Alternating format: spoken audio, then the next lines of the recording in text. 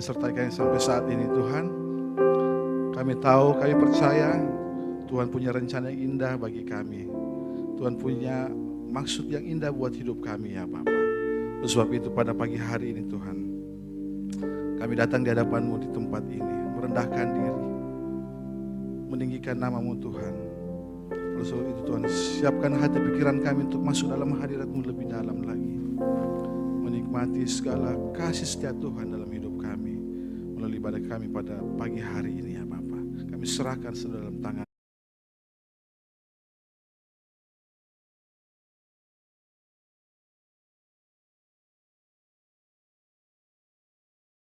Melawat kami pada pagi hari. Terima kasih Tuhan. Dalam menjadi doa kami balaskan hanya dalam nama Yesus. Haleluya. Amin. Mari angkat hatimu. Mari rasakan hadiratnya pada pagi hari.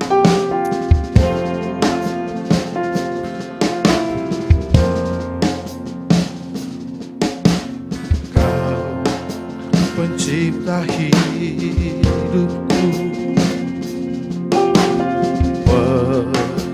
pelihara jiwaku, Kau layak terima segala pujian, ku naikkan syukurku.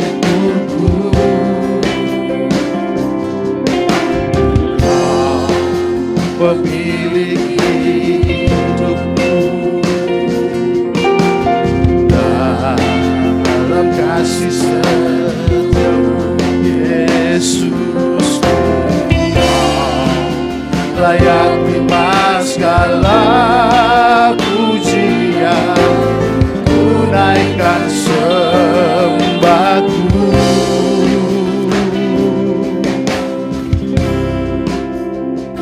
Segala pujian dan syukur bagimu, Allah yang mulia, kuduslah nama-Mu. Kaulah yang awal, yang akhir dari segalanya. Yesus, Kaulah pujian bagimu. Terima kasih Tuhan, Kau pencipta hidup kami. Mari jemaat Tuhan, kita katakan pujian ini. Pencipta hidup Kau, pelihara jiwaku, Kau layak terima segala pujian, ku naikkan syukurku. Kau pemilik hidupku,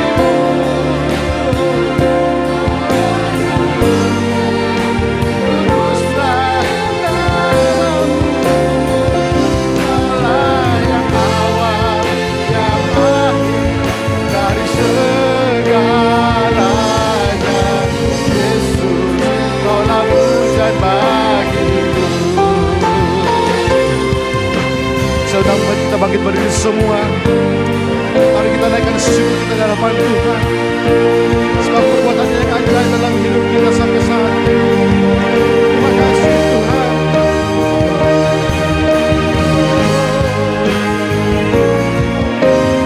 Nama lain yang kami bagi selain nama Yesus.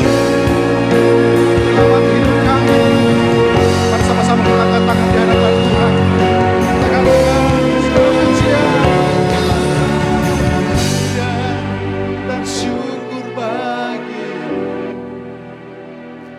Allah yang mulia, kudus dan aman. Kaulah yang awal dan yang akhir Tuhan. Kaulah yang awal dan akhir dari segalanya.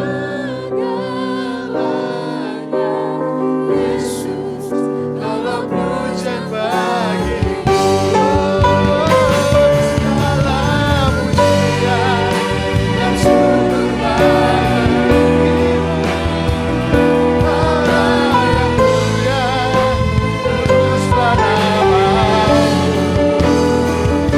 Allah yang awal, yang akhir dari segalanya. Yesus, Kaulah pujian bagiku. Sekali katakan segala pujian. Amin. Syukur bagimu. Amin. Allah yang mulia, kudus dan aman. Allah yang awal, yang akhir dari segalanya. Yesus, Kaulah pujian bagiku. Kaulah yang awal, Kaulah yang awal, yang akhir dari segalanya. Yesus, Kaulah pujian bagiku. Berikan kemuliaan bagi Tuhan kita. Haleluya. Mari sembah Tuhan, sebab Dia baik bagi hidup kita. Terima kasih. Haleluya.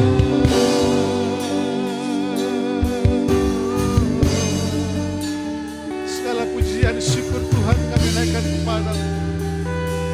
Sebab Engkau Allah yang setia dalam hidup kami. Haleluya.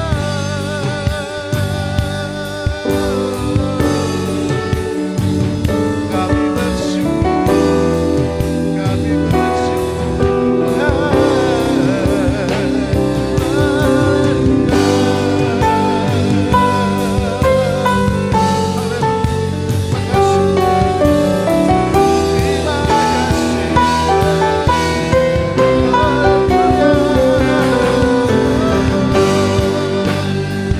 Bahwasanya kasih setiamu selama-lamanya.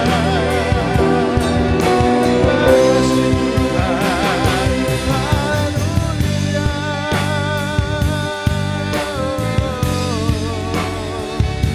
Kami naikkan syukur, sebab Kau baik. Oh Yesus. Haleluya.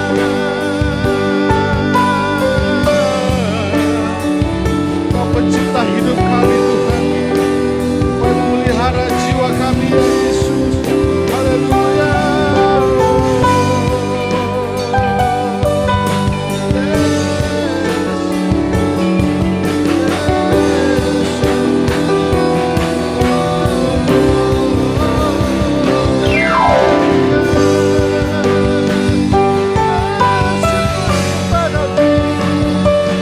Terima kasih kepadamu Tuhan.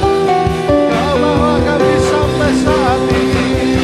Semua hanya anugerah-Mu, semua hanya kemurahan-Mu. Haleluya. Mari sembah Dia. Mari angkat suara kita sembah Dia. Tuhan ada di tempat ini. Tuhan ingin menjamah memulihkan kita semua. Terima kasih Tuhan. Terima kasih. Terima kasih.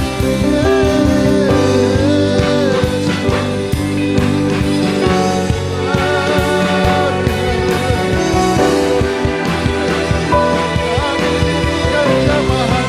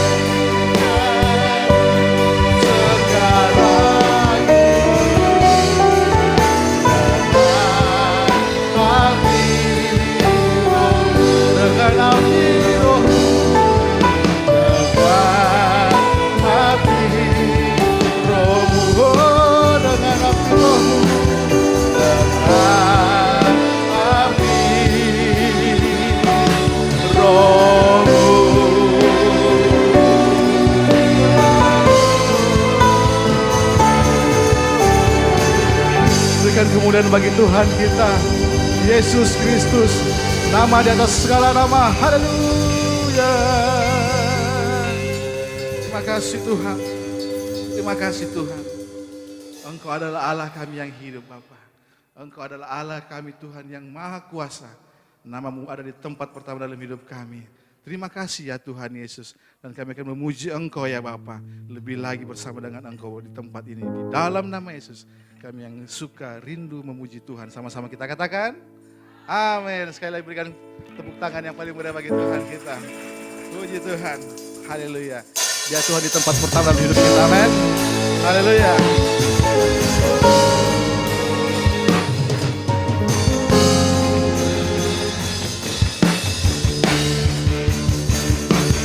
Sama-sama kita tepuk tangan Tuhan.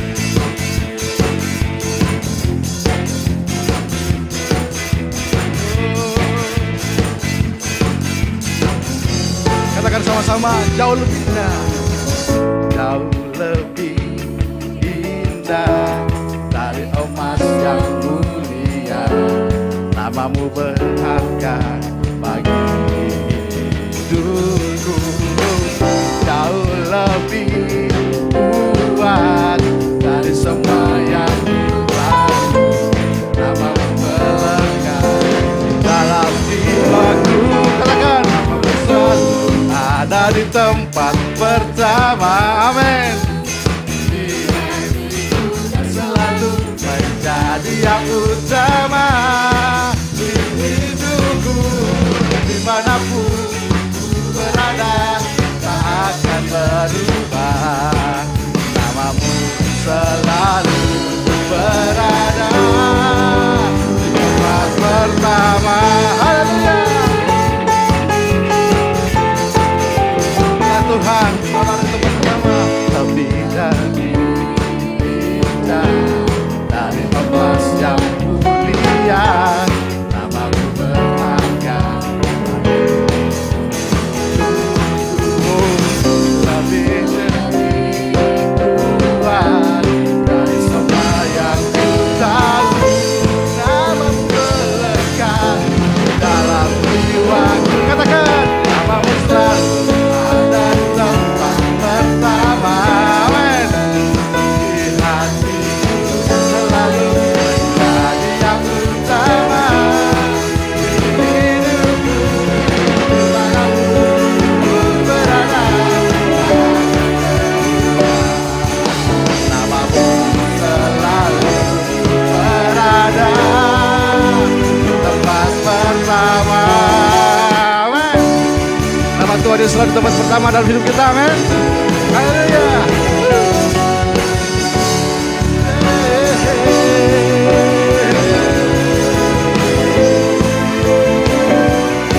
Biarlah memuji Tuhan di tempat ini. Meninggikan nama Tuhan di tempat ini. Sebab Dia yang pertama dalam hidup kami.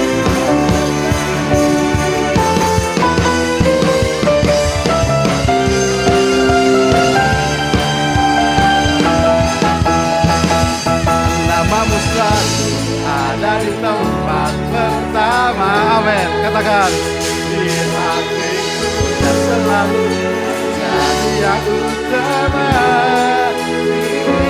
Sama-sama katakan, berada tak akan berubah. Namamu selalu berada. Namamu selalu ada di tempat pertama. Amin. Di hatiku dan selalu jadi yang utama. Dirimu dimanapun ku berada tak akan berubah. Katakan, namamu selalu berada di tempat pertama.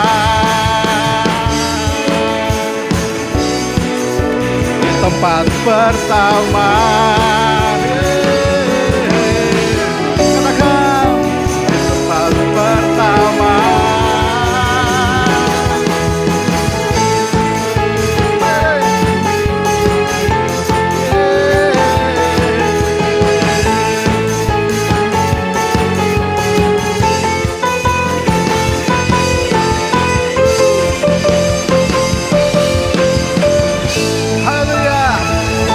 syukur bagi Tuhan kita. Haleluya. Haleluya. Terima kasih. Siapa yang bersuka cita pada pagi hari ini? Semuanya amin. Sebab itu sebelum kita masuk ke lagu kedua, kita beri salam satu sama yang lain. Haleluya, kita katakan Tuhan yang sumber hati kita semua. Haleluya. Sebab Tuhan ajaib. Sebab Tuhan ajaib bagi kita semua, amin. Tidak terbayang kebesarannya bagi hidup kita. Tidak terbayang kebesaran dan tak terbanding kekuatan Tuhan. Memegang bagi amin. Katakan segenap jiwa. Segenap jiwa yang berharap Tuhan Raja atasku. Sama-sama kita katakan.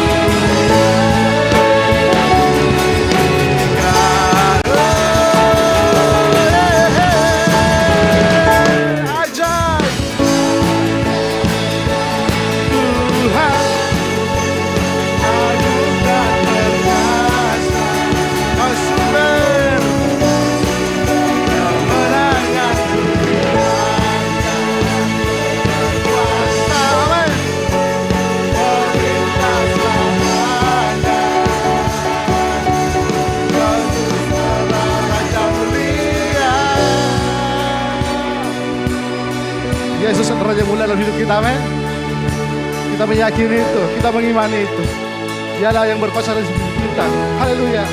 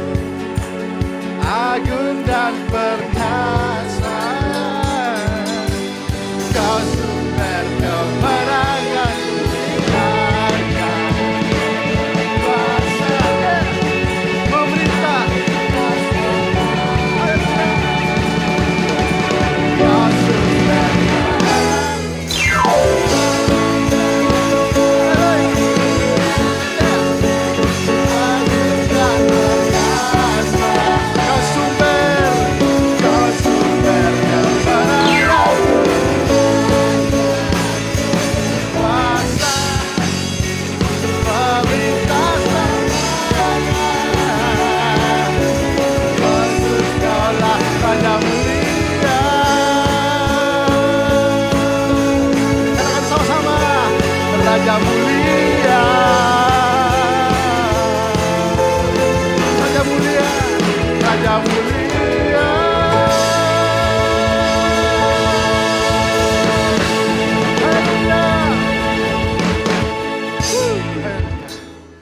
Puji Tuhan, silakan duduk kembali Bapak Ibu. Haleluya. Saya percaya Tuhan disenangkan oleh setiap pujian penyembahan kita pada pagi hari ini. Sebab itu, mari kita siapkan hati kita bagaikan bejana yang siap dibentuk oleh kebenaran firman-Nya. Makasih Tuhan Yesus. Makasih. Sebab kalau kekuatan jiwa kami ya Bapa.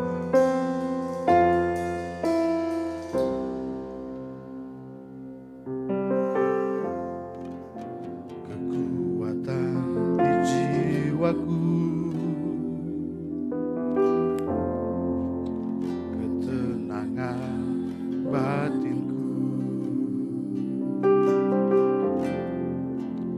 ada dalam hadirat-Mu, menyembah-Mu. Bersungkur kami di kaki-Mu Tuhan, bersungkur di kaki-Mu. Rasakan hadirat-Mu, takkan ku melepaskan-Mu, lepaskan Kau cahaya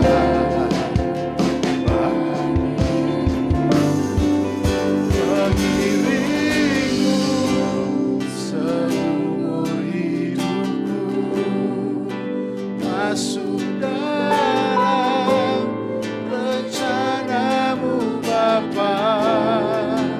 Pikiranku, kehendakku, ku serahkan bagi-Mu. Harapanku hanya di dalam-Mu, bukan teguh bersama-Mu Tuhan. Jadikan kami Tuhan, oh, rencana-Mu, amin, untuk kemuliaan-Mu.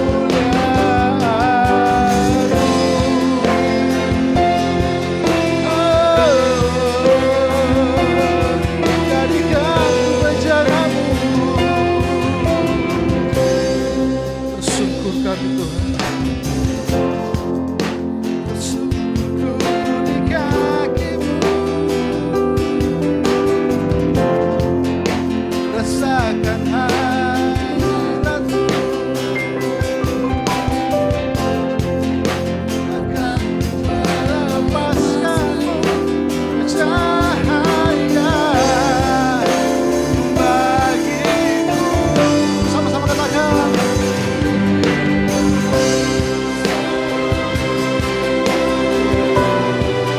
masuk dalam rencana-Mu. Pikiranku, kehendakku, serahkan padamu. Harapanku hanya di dalam-Mu, bukan teguh bersama-Mu Tuhan. Jadikan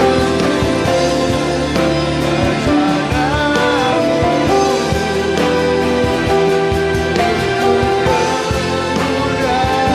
kemuliaan-Mu mengiring-Mu. Saya undang kita bagi berdiri semua, masuk dalam.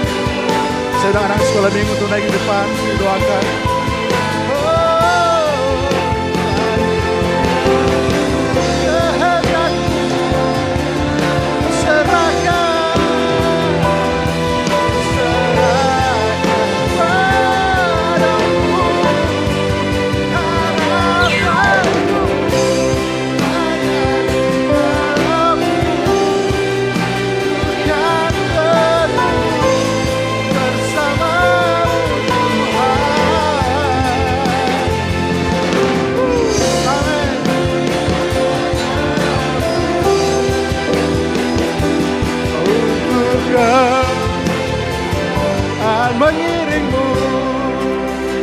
mengiringmu.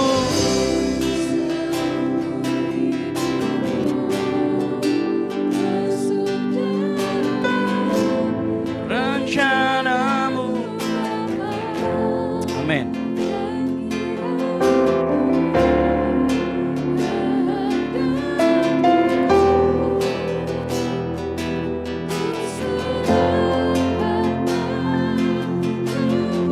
Harapanku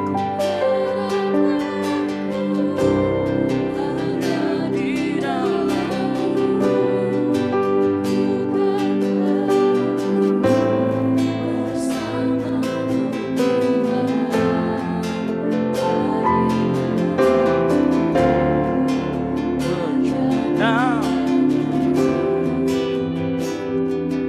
untuk kemuliaan.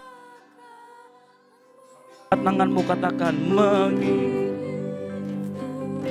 amin. Yes. Haleluya Tuhan. Mari kau sungguh-sungguh sembah Tuhan. Mari kau sungguh-sungguh katakan syair-syair lagu ini dari hatimu. Ku amin. Ku serahkan takkan harapanku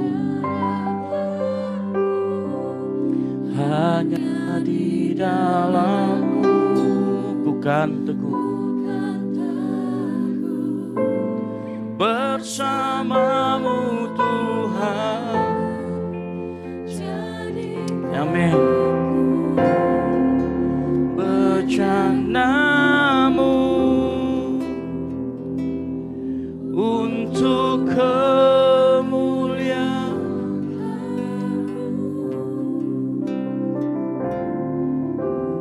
Haleluya. Terima kasih Tuhan buat pagi hari ini.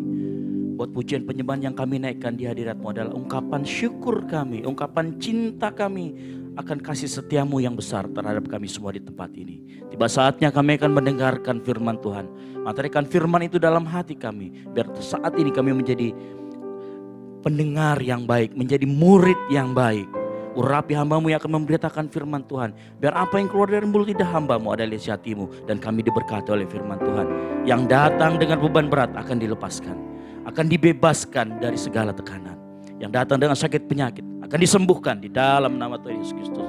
Firman-Mu yang membasuh kami, firman-Mu yang menguatkan kami. Terima kasih Tuhan. Kami serahkan pemberitaan firman ini ke dalam tangan-Mu. Di dalam nama Tuhan Yesus Kristus yang siap mendengarkan firman Tuhan. Sama-sama katakan amin. Silakan duduk Bapak Ibu Saudara sekalian.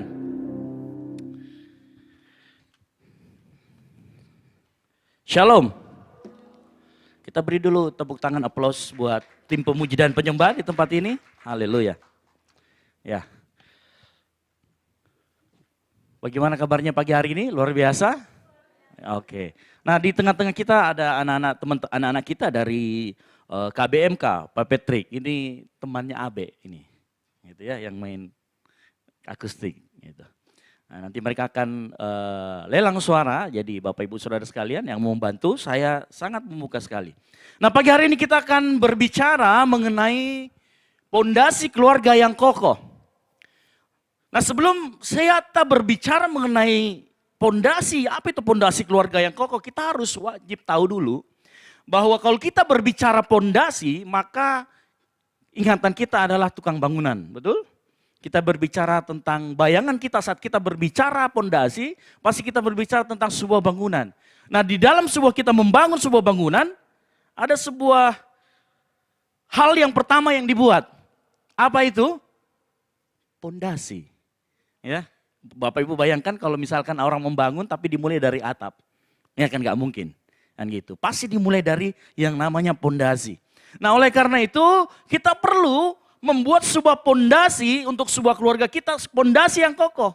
Nah, pondasi yang pertama ini, sesuatu yang pertama ini harus merupakan sesuatu yang kuat, harus merupakan dasar di dalam kita membangun keluarga kita. Bapak Ibu Saudara sekalian, kalau kita mau jujur, di dalam gereja itu terbentuk dari beberapa keluarga. Yang setuju katakan amin. Baik itu keluarga secara utuh maupun secara parsial. Apa maksudnya keluarga secara utuh? Keluarga secara utuh kita berbicara tentang misalkan di sini ada Pak Nana beserta keluarganya, Jojo ada. Itu keluarga secara utuh, tetapi ada juga yang parsial. Apa itu? Anak-anak mahasiswa yang sedang merantau. Anak-anak kita, pemuda-pemuda di tempat ini yang sedang merantau yang tentunya mereka tidak bersama dengan orang tua mereka. Itu keluarga-keluarga juga. Tetapi yang parsial, yang sebagian saja. Nah kita di tempat ini, gereja Tuhan di tempat ini adalah kumpulan dari beberapa keluarga. Itulah yang membentuk gereja. Hal yang sama dengan gereja yang membentuk sebuah masyarakat. Jadi gereja yang membentuk masyarakat terdiri dari beberapa keluarga, yang setuju katakan amin. Bapak Ibu bayangkan kalau keluarga-keluarga adalah keluarga-keluarga yang tidak memiliki pondasi yang kokoh. Maka kalau saat kita berbicara masyarakat, kita berbicara mengenai juga bangsa. Maka bisa dipastikan bangsa itu bukan bangsa yang kokoh karena tidak memiliki pondasi yang kuat. Jadi kalau kita membayangkan sebuah pondasi rumah, kita membayangkan sebuah bangsa yang besar, maka kita berbicara tentang pondasi keluarga ada di dalamnya. Yang setuju katakan amin. Nah, ada sebuah cerita. Ada sebuah penelitian yang dilakukan oleh sebuah surat kabar. Ya, pada tahun 1924, sebuah majalah melakukan riset. Nah, sebuah majalah melakukan riset, dia mencoba melihat moralitas dari setiap keluarga-keluarga yang ada. Nah, yang menarik adalah pada saat dia melakukan riset, dia mengirimkan 100 amplop yang berisi di dalamnya ada sebuah surat yang menyatakan begini. Di dalam surat ini, Bapak Ibu yang terhormat, pada saat Anda menerima surat ini adalah kelebihan pembayaran terhadap transaksi Anda. Ditulis seperti itu lalu diselipkan uang $1 di dalam amplop tersebut. Sewaktu dikirimkan 100 itu pada tahun 1924, pada saat dikirimkan secara random ke rumah-rumah, ke sebuah keluarga-keluarga, yang menarik adalah dari 100 amplop itu yang kembali adalah 27 amplop. Mereka tidak merasa pernah memiliki kelebihan pembayaran sehingga amplop itu dikembalikan. Uniknya beberapa puluh tahun kemudian, tadi tahun 1924, kemudian dilakukan hal yang sama pada tahun 1971. Disebarkan lagi 100 amplop ke setiap keluarga-keluarga. Apa yang terjadi? Berapa yang kembali? Tidak sampai 10 yang kembali. Di situ kemudian hasil riset itu mengatakan bahwa terjadi kemerosotan moral. Di mana orang sudah mulai tidak jujur di sebuah keluarga-keluarga. Nah, ini yang perlu kita pahami. Ternyata di dalam keluarga adalah sebuah pembentukan karakter di sana. Nah, kita semua paham, kita akan belajar pagi hari ini bahwa sebenarnya sebuah bangsa, sebuah masyarakat, bahkan sebuah komunitas terbentuk dari sebuah keluarga. Kita buka sama-sama Kejadian 8 ayat 18 sampai dengan 22. Ada tadi anak mahasiswa yang saya tugaskan untuk membaca Alkitab. Tolong Jay kasih mic 1 dan duduk di sebelah situ. Nah, kita agak strap-strap sedikit gitu kan. Ya. Ada? Siapa? Temannya? Nah, silakan duduk di situ. Jadi dia akan membacakan buat kita semua. Yang setuju katakan amin. Tepuk tangan dulu buat teman kita dari KBMK. Sini, duduk sini deh, di situ, di tempatnya Abe ini. Nah, ini tidak disetrap ya, tapi sebuah kehormatan membaca Alkitab. Ya, tolong bacakan di Kejadian 8 ayat 18 sampai dengan 22. Kejadian 8 ayat 18 sampai dengan yang ke-22.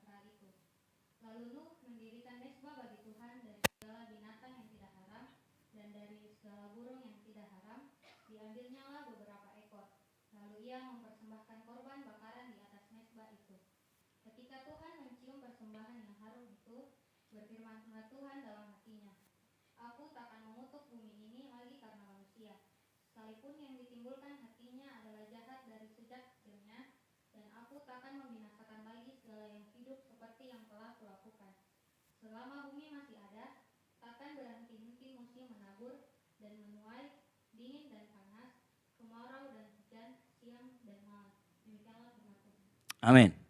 Berbahagialah orang yang mendengarkan firman Tuhan, merenungkan dan melakukannya dalam kehidupan sehari-hari. Nah, kita semua paham di dalam cerita ini bahwa suatu kali pada saat kejahatan manusia sudah penuh di muka bumi ini, Tuhan melakukan riset. Kalau kita punya handphone, seakan-akan kita hard reset.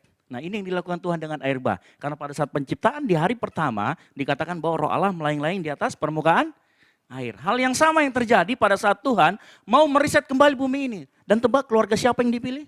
Keluarga Nuh. Nah, yang menarik adalah bahwa ternyata kita semua di bumi ini berasal dari satu keluarga. Bayangkan, ini kita bicara dunia. Berbicara dunia berasal dari sebuah keluarga. Namanya siapa? Keluarga Nuh. Ya. Selepas air bah surut, perhatikan bahwa yang pertama apa dilakukan oleh Nuh dan keluarganya? Yang pertama, keluarga Nuh selepas dia keluar dari Bahtera, dikatakan mereka ngapain? Membangun mesbah. Sama-sama katakan membangun mesbah. Yes. Pondasi pertama yang harus kita punyai seperti Nuh adalah pada saat seperti Nuh mendirikan mesbah bagi Tuhan. Bagaimana saat dia keluar dari Bahtera, dia tidak cari dulu mana anggur atau mana yang lainnya atau mana handphone saya, tidak. Dia mencari apa yang pertama? Mendirikan mesbah bagi Tuhan. Nuh sedemikian rupa menekankan bagaimana pentingnya kehidupan rohani sebagai pondasi yang kokoh di dalam keluarga. Saya tidak berbicara mengenai kehidupan suami istri ataupun anak, tetapi saya mau bicara secara keseluruhan di mana keluarga harus lebih mengutamakan, menekankan kehidupan rohaninya. Saya mau kasih tahu begini. Mesbah keluarga di sini tidak berbicara mengenai sekedar kegiatan-kegiatan. Ya kayak kita dulu ya, kita bikin mesbah keluarga lalu kita rubah menjadi komsel. Tidak hanya sekedar berbicara itu. Mesbah keluarga adalah yang dimaksud di sini adalah berbicara tentang bagaimana kita bisa menekankan hal-hal yang bersifat rohani di dalam keluarga kita. Apakah mudah? Saya katakan tidak mudah. Banyak tantangan. Apa saja tantangannya? Bapak Ibu bayangkan mungkin anak kita mau ajarin untuk pergi sekolah minggu atau mungkin untuk pergi ke ibadah. Apa yang biasa kalau anak muda sekarang setelah pasca pandemi? Mereka susah sekali bangun pagi, betul? Kita ketok kamarnya. Dek, kak, cek, kok, bangun. Masih di dalam selimut. Ya kan? Kita ketok-ketokin belum bisa bangun. Ada tantangan di sana apa? Rasa malas. Apalagi? Kesibukan. Wah, bayangkan sekarang. Zaman sekarang, kalau saya perhatikan, terutama ini anak mahasiswa, malah bikin kegiatan di hari Minggu Bapak Ibu Saudara sekalian. Minggu pagi lagi bikin kegiatannya. Kalau nggak ada kegiatannya malah dibikin-bikin. Entah lari pagi di CPI lah, lari di mana. Padahal saya mau kasih tahu, nanti firman Tuhan akan ngomong bahwa latihan badani terbatas gunanya.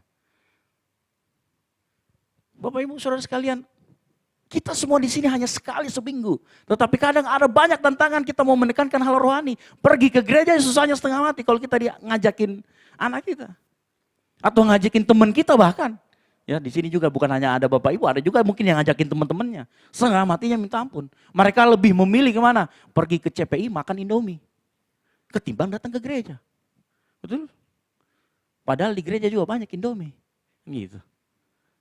Banyak, ini seperti itu. Ada tantangannya. Nah disinilah peran keluarga bagaimana harus bisa menanamkan nilai-nilai rohani juga. Harus bisa membawa anak-anaknya, membawa seluruh anggota keluarganya, membawa temannya. Ngapain? Ke gereja. Saya mau kita semua mulai pagi hari ini, kita coba. Engkau yang calon bapak, calon ibu, ya, yang masih belum nikah, masih mencari tulang rusuknya, atau masih bertanya, siapa ini tulang rusuk siapa? Engkau belajar pagi hari ini. Carilah pasangan hidup yang mencoba terus mencari Tuhan dalam kehidupannya. Orang yang takut Tuhan. Dan jadilah engkau orang yang takut Tuhan supaya engkau dicari. Ngerti maksud saya? Kalau kamu mau menemukan pasangan hidup, takut sama Tuhan. Hiduplah takut akan Tuhan. Ya, kalau yang cewek, cowok, dua-duanya sama. Hidup takut akan Tuhan. Itu cari pasangan yang takut akan Tuhan. Begitu pula dengan dirimu. Jadikan dirimu ini orang yang takut akan Tuhan sehingga engkau yang dicari, bukan engkau yang mencari-cari. Kalau mencari-cari namanya bucin, kan begitu. Nah, kita harus coba menanamkan hal ini. Mulai menanamkan hal yang bersifat rohani. Sebuah fenomena saat ini, kita lihat ada banyak gereja-gereja online yang berseliweran di YouTube, betul? Kita buka sedikit, notifikasinya sudah banyak, online-online. Saya tidak menentang gereja-gereja online. Tetapi ke gereja online kehilangan satu panggilan kekristenan. Apa itu? Bersekutu. Saya tidak melarang ibadah online. Kalau memang kau kepepet, tidak bisa betul-betul. Ya. Makanya kita di sini kita bikin ibadah di sore. Karena kita tahu kita menjawab panggilan. Ada sebuah fenomena yang terjadi setelah 2 tahun masa pandemi, kemudian kita memasuki masa pasca pandemi, ada sebuah pergeseran kebudayaan, ada sebuah pergeseran kebiasaan yang dilakukan oleh orang-orang anak-anak muda. Dan bahkan keluarga. Mereka susah bangun pagi. Ya, mereka suka gereja online. Makanya kita bikin gereja di sore. Untuk menjawab tantangan itu buat anak-anak muda. Supaya mereka yang gak bisa bangun pagi, yang masih makan Indomie pagi-pagi di CPI, bisa datang sorenya nanti. Gereja mencoba melakukan itu untuk apa? Untuk memenuhi dan menekankan betapa pentingnya kehidupan rohani di dalam kehidupan kita sebagai keluarga. Baik itu engkau sebagai keluarga orang tua, baik itu engkau sebagai anak. Kita harus mengerti ini. Saya tidak mengatakan bahwa tidak baik kalau misalkan tidak beribadah bersama-sama. Baik kalau kita bisa beribadah bersama-sama. Misalkan kita bawa anak kita yang umur 9 tahun, 5 tahun, 10 tahun, kita ajak bersama beribadah, duduk bersama-sama kan kalau di film-film begitu ya, kalau di film-film rohani. Jadi ada sebuah kebudayaan, saya kemarin ngobrol-ngobrol sama seseorang yang bilang gini, kalau di barat, mereka tidak memisahkan sekolah minggu, anak-anak dan orang tua, terutama gereja-gereja Presbyterian. Dia tidak memisahkan, jadi memang anak-anak dituntut untuk sama-sama datang beribadah, berjajar, jadi kalau misalkan bagunya panjang, itu isinya satu keluarga. Cuman kita nggak tahu itu keindahan film atau betul-betul seperti itu, kita nggak tahu. Tapi satu hal yang menarik adalah begini, di dalam tantangan zaman yang berubah, kebutuhan anak dan kebutuhan orang tua akan kehidupan rohani itu menjadi sangat berbeda. Contoh misalnya, saya berbicara seperti ini, ada mungkin anak di ruangan ini yang umur 9 tahun, dia nggak akan ngerti saya ngomong apa. Tetapi pada saat dia mungkin ke bawah ke sekolah minggu, kemudian dia mewarnai Tuhan Yesus, dia mengerti, oh ini Tuhan Yesus. Oh Tuhan Yesus mengasihi saya. Mengerti maksud saya? Tetapi tekankanlah hal-hal yang sifatnya rohani ke dalam anak-anak kita. Nah saya mengerti gereja kita di tempat ini masih banyak kekurangan dari sisi sekolah minggu. Makanya saya tulis satu saya, bulan depan saya akan perbaiki sekolah minggu. Saya punya beberapa program yang harus kita perbaiki sama-sama. Supaya apa? Anak-anak sekolah minggu juga dilayani di tempat ini. Karena saya masih melihat anak sekolah minggu sangat terbengkalai di tempat ini. Dan ini menjadi tantangan besar buat kita bersama, bukan cuma buat saya. Yang setuju katakan amin. Kita mau perbaiki sekolah minggu. Supaya saat orang tua datang ke tempat ini, mereka dapat beribadah bersama-sama. Mereka dapat beribadah di tempat ini, sementara anaknya juga dilayani di bawah. Dilayani dengan kasih Tuhan. Mereka bisa melakukan aktivitas yang sifatnya rohani. Ditekankan kerohanian.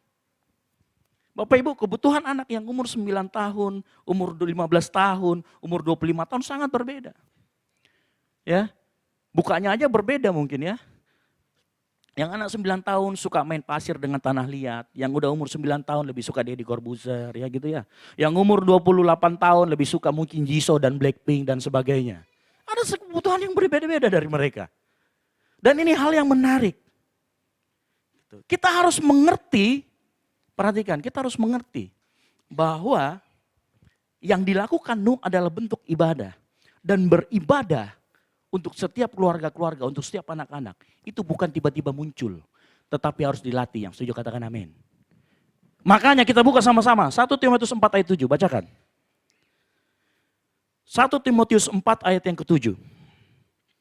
Perhatikan bagaimana ternyata beribadah harus dilatih.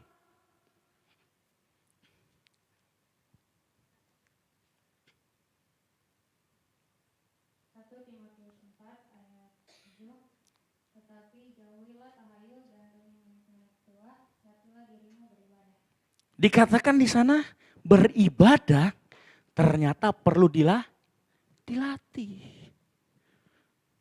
Makanya dari kecil, makanya saya sangat tertegur dengan firman Tuhan ini. Kalau kita tidak melatih anak-anak kita yang umur-umur balita 5-10 tahun kita nggak latih, saya sangat ditegur. Karena kenapa? Ternyata dari kecil mereka harus belajar, dilatih, beribadah.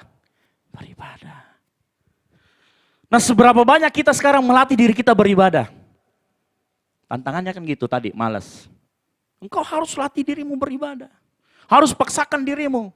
Saya tahu kita semua punya banyak kepentingan.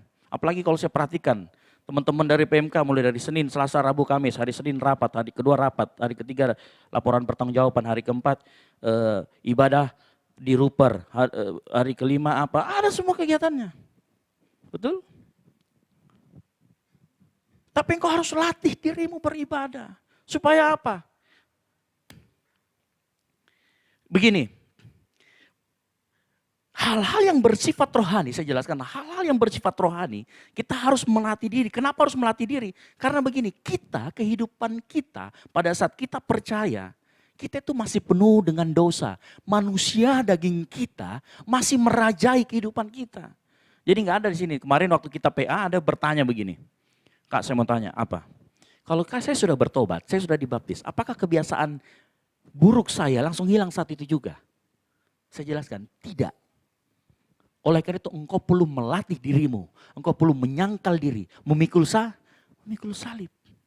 Itulah nanti dinamakan proses sanctification atau proses pengudusan. Makanya surat Paulus kepada Timotius dikatakan, makanya latih dirimu beribadah. Untuk supaya kedagingan itu semakin mengecil dan rohmu, manusia rohmu semakin membesar, engkau harus berlatih. Berlatih beribadah. Apa itu yang melakukan hal yang bersifat rohani? Mungkin kalau kita berpikir dalam arti sempit, beribadah itu begini.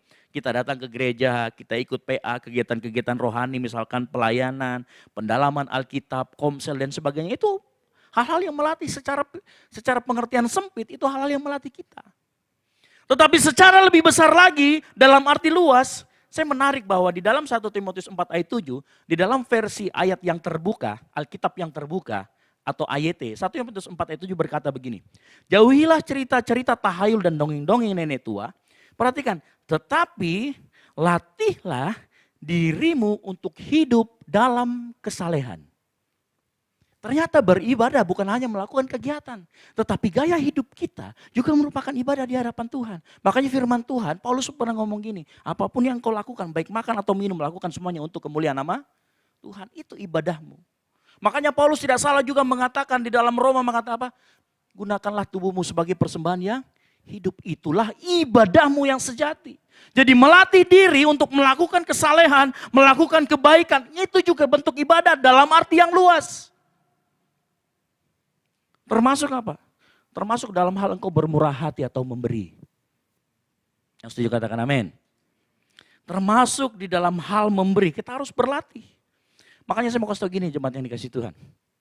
Mungkin kau bertanya saat ini, Mas Esra, atau Pak, kenapa sih kita hampir 2 bulan ini, setiap pokoknya hanya ada 1 minggu kosong, kita kedatangan terus teman-teman dari PMK, betul? Mungkin kita bertanya, Pak, kita ini gereja kecil Pak. Kita ini mungkin banyak kegiatan, kita juga butuh nanti, apalagi nanti tanggal 16 kita ada KKR dan seminar bersama dengan Rita Wahyu, kita juga butuh. Bapak Ibu saya mau kasih tahu begini, Tuhan kasih tahu dalam hati saya begini, dalam 2 tahun ke depan, engkau semua jemaat GB Komena akan terus menabur. Saya kasih tahu, dalam 2 tahun ke depan, engkau jemaat GB Komena akan terus menabur. Loh gak ada yang amin, gak ada yang amin. Dalam 2 tahun ke depan kita akan menabur. Tuhan mau gereja kita ini gereja yang memberkati. Karena saya percaya Bapak Ibu semua adalah orang yang diberkati Tuhan. Nah kalau dikatakan diberkati Tuhan, amin semua ya. Dikatakan memberkati, gak ada yang amin. Ya. Loh, saya begini Bapak Ibu Saudara sekalian. Ada banyak hal yang belum kita lakukan untuk kemuliaan Tuhan di tempat ini. Menabur buat jiwa-jiwa, memberi untuk jiwa-jiwa. 2 Korintus 9 ayat 6, bacakan. 2 Korintus 9 ayat yang ke-6. 2 Korintus 9 ayat yang ke-6, ayat yang ke-6.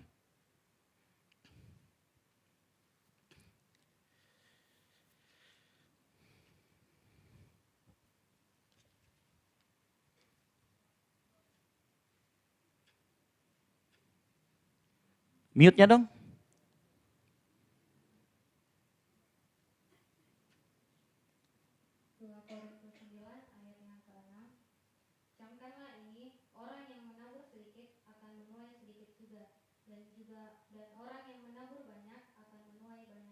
Amin. Saya mau kasih tahu begini, ayat ini bukan untuk sebagai motivasi seperti layaknya kita transaksi bisnis. Ngerti maksud saya ya? Ayat ini bukan berbicara engkau bertransaksi dengan Tuhan. Supaya apa? Supaya kalau saya bisa menabur, saya harus menuai. No. Ini jangan dijadikan motivasi. Ayat ini berbicara tentang janji Tuhan. Dampak kalau engkau melakukan firman Tuhan. Sama-sama ngomong janji Tuhan. Ayat ini berbicara tentang sebuah fakta. Bahwa saat engkau menabur, engkau pasti akan menuai.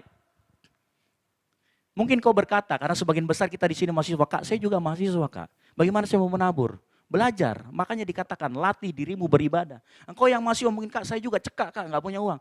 Belajar, hidup di dalam iman. Belajar bahwa engkau punya iman, Tuhan akan cukupkan saya sampai akhir bulan, walaupun duit itu hanya sekedar lewat. Masuk rekening, bayar utang kanan kiri, oh habis, kan gitu. Tapi engkau belajar di situ. Belajar memberi, berlatih beribadah. 1 Timotius 4 ayat 8. Bacakan.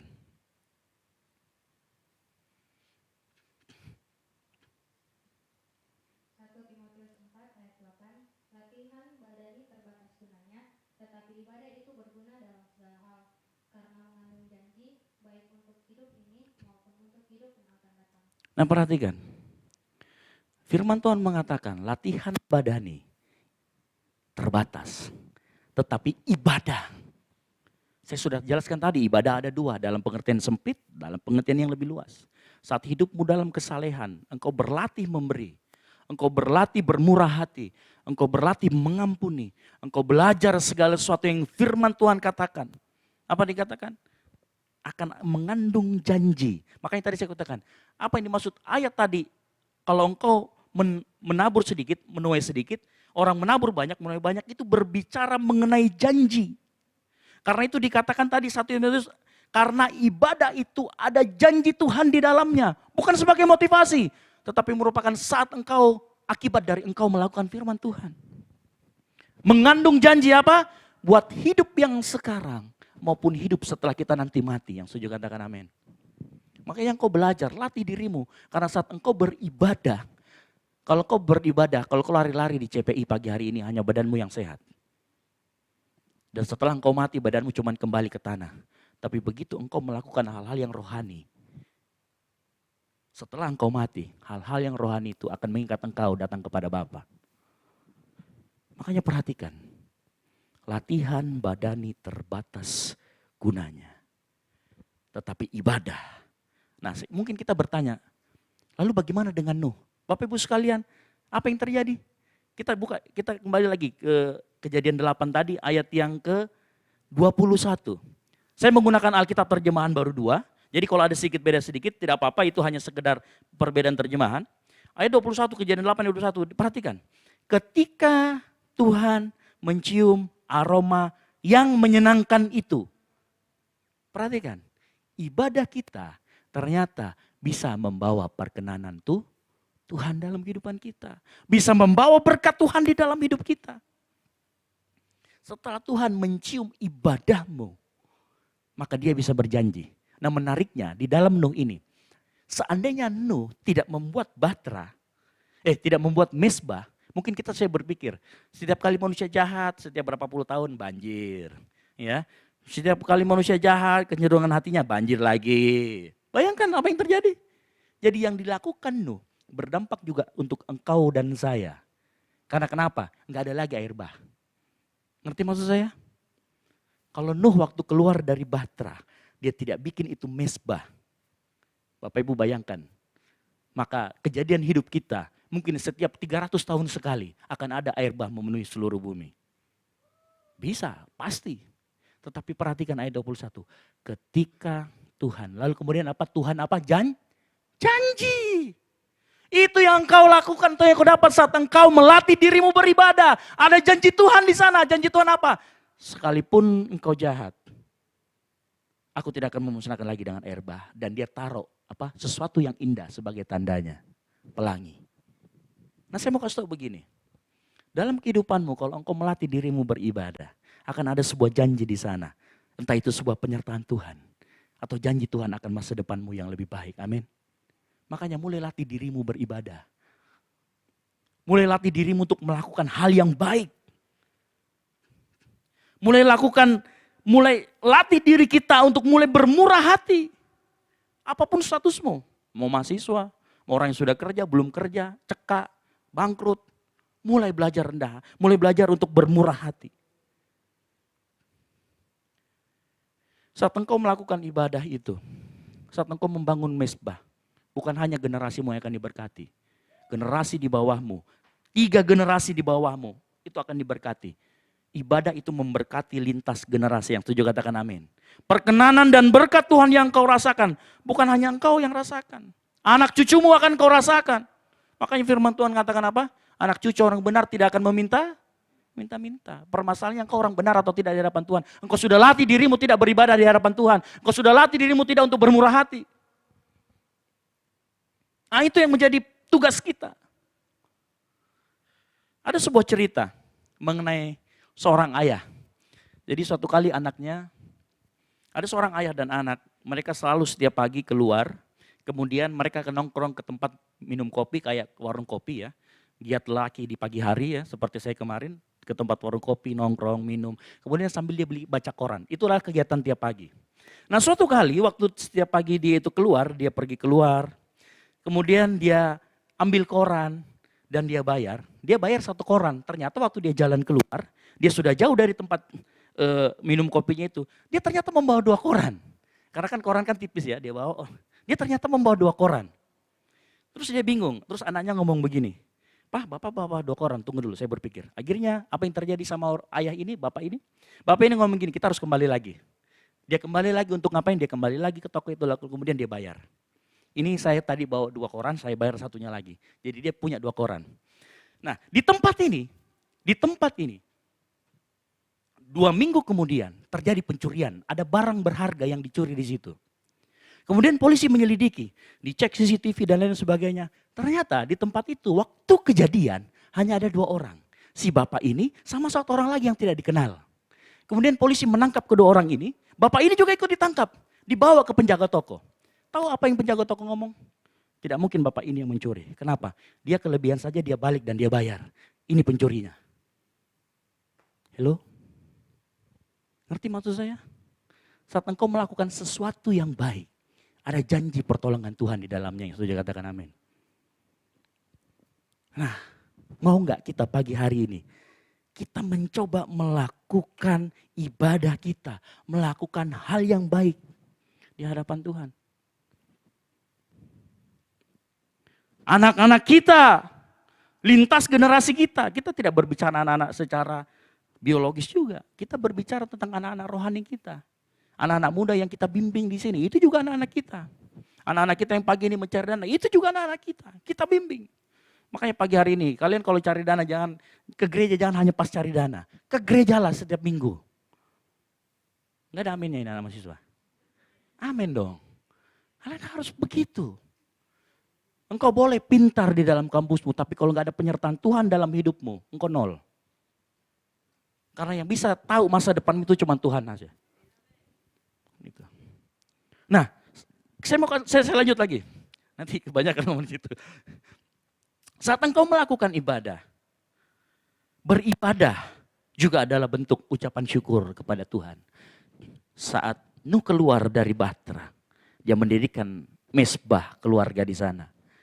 Itu adalah sebuah bentuk ucapan syukur. Sama-sama katakan ucapan syukur. Sebaliknya, ibadah salah satunya adalah ucapan syukur. Sebaliknya, ucapan syukur atau mengucap syukur adalah sebuah ibadah. Oleh karena itu, engkau dan saya harus juga melatih diri untuk dapat mengucap syukur dalam segala hal. Karena itu juga ibadah. 1 Tesalonika 5 ayat 18, bacakan. 1 Tesalonika 5 ayat 18.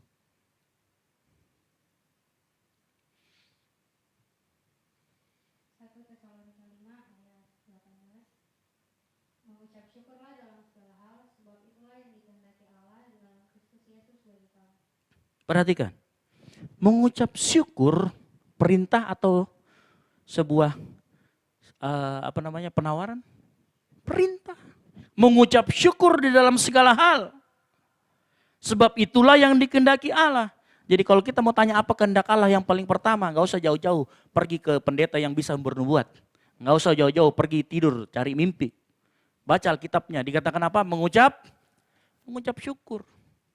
Ya kan begitu ya, ada banyak sekarang. Karena begini Bapak Ibu Saudara, saya memperhatikan, ada banyak kalau misalkan pendeta yang dia sudah cerita misalkan dia sudah pergi dari neraka atau dia sudah dapat penglihatan, dia dapat ini, kemudian tiba-tiba jemaatnya tiba-tiba jadi banyak. Ada banyak yang model kayak begitu. Gitu ya. Padahal sebenarnya mencari kehendak Tuhan itu gampang. Yang paling pertama apa? Mengucap syukur, nggak usah cari kemana-mana. Engkau keadaanmu lagi tertekan, lagi berbeban berat, firman Tuhan katakan apa? Mengucap syukur. Penting ini, nggak main-main. Mengucap syukur sebuah pondasi penting, sebuah ibadah yang harus engkau latih setiap saat, setiap waktu, dalam setiap keadaan. Bapak Ibu tahu enggak, kurangnya mengucap syukur di dalam anggota-anggota keluarga, itu membuat keluarga banyak hancur.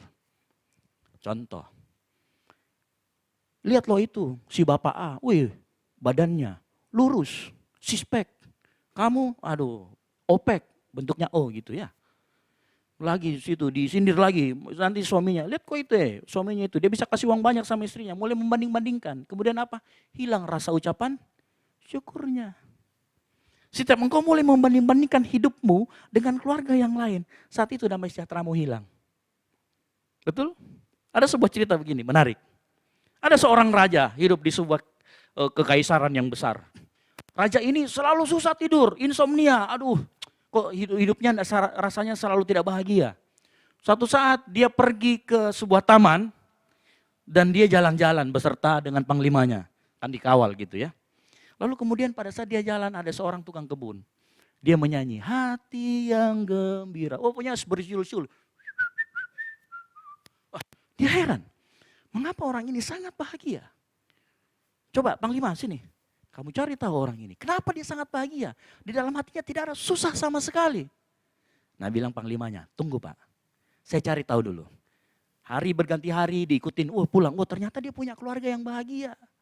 Keluarganya selalu mengucap syukur Pak Raja. Terus punya bahagia, begitu ya. Tapi begini Pak, kalau Bapak mau melihat bagaimana keluarga ini hancur, saya ada caranya. Tahu apa yang dilakukan oleh Panglima ini?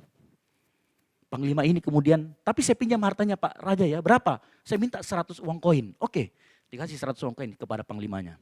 Panglimanya menerima 100 koin terus dia tulis, untuk tukang kebun ini 100 uang koin. Di dalamnya betul 100 uang koin. Tapi waktu mau diberikan kepada si tukang kebun, dia ambil satu uang koin. Dia ambil satu, dia simpan. Dan dia ngomong sama raja-raja, saya sudah tulis di sini 100 koin, tetapi 1 koin saya simpan. Saya berikan kepada si tukang kebun. Diketok-ketok. Ditaruh di depan ininya, lari. Si tukang kebun dengan gembiranya dia buka, 100, puji Tuhan. Diambil, ditaruh di atas meja, dia hitung. Loh, di sini kan tulis 100 ya. Kenapa kok tinggal 99? Mulai dia murung. Mulai wajahnya mengkerut. Besok paginya, waktu dia melakukan tugasnya sebagai kebun, dia tidak menyanyi lagi.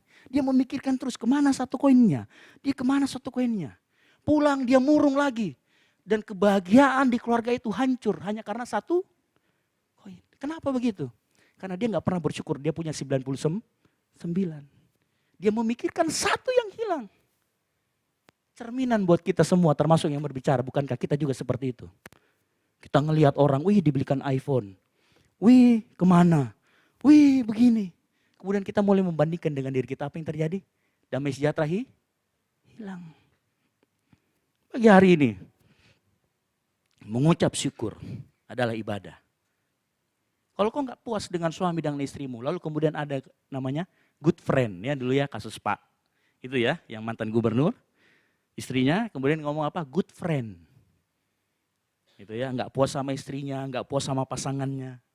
Mungkin juga kalau anak-anak yang pemuda lihat temannya dibelikan iPhone dia nggak puas, dia nuntut sama bapaknya. Bapaknya kemudian korupsi, mikirkan gimana cari duit buat anaknya. Oleh karena itu pagi hari ini, dalam pondasi keluarga yang kokoh, engkau harus coba mengucap syukur. Sama-sama katakan mengucap syukur. Yes.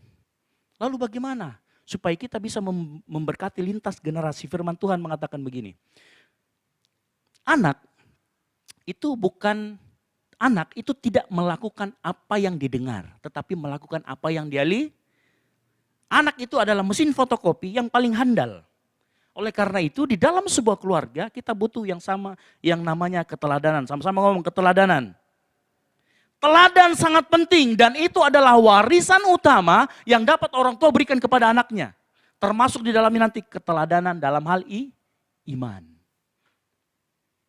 Keluarga yang kokoh memikirkan pentingnya meneladankan iman kepada generasi penerus. Kita buka sama-sama.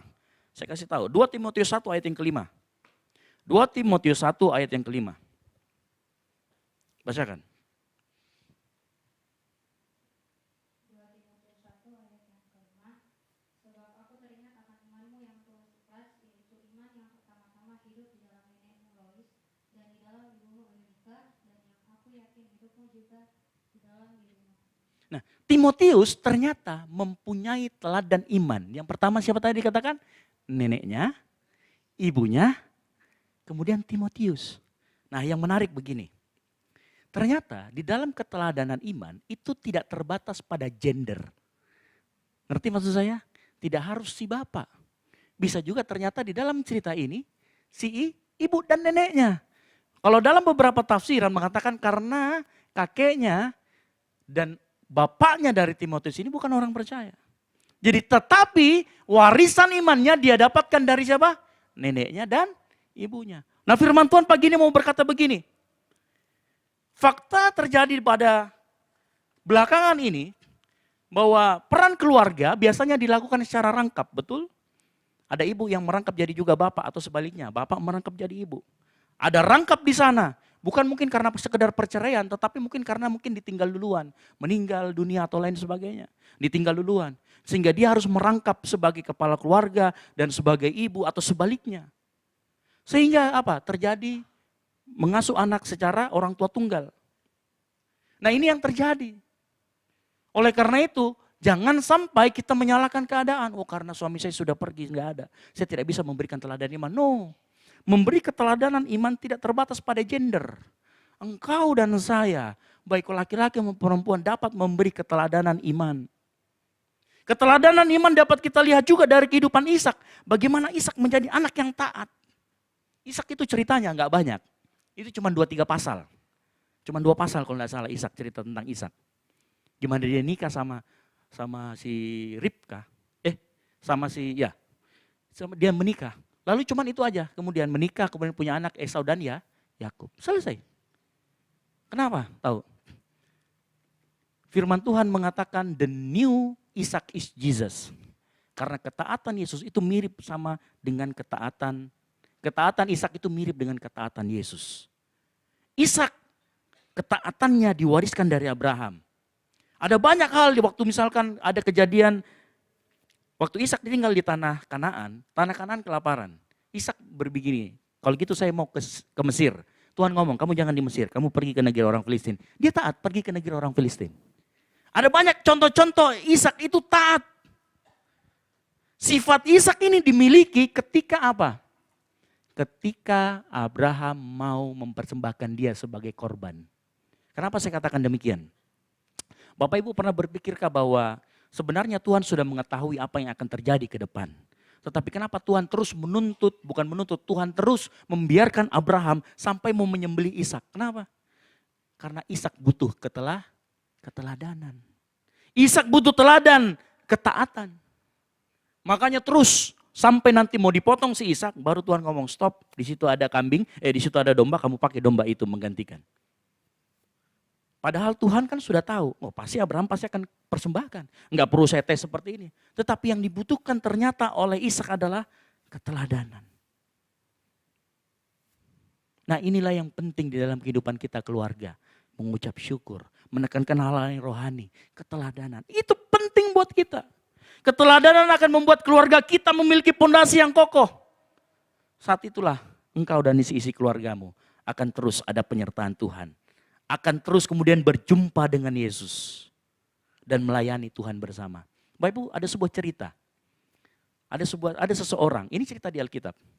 Orang ini adalah orang Yahudi yang waktu zaman Yesus dia mau pergi ke Yerusalem. Untuk ngapain? Untuk merayakan ada hari raya di sana.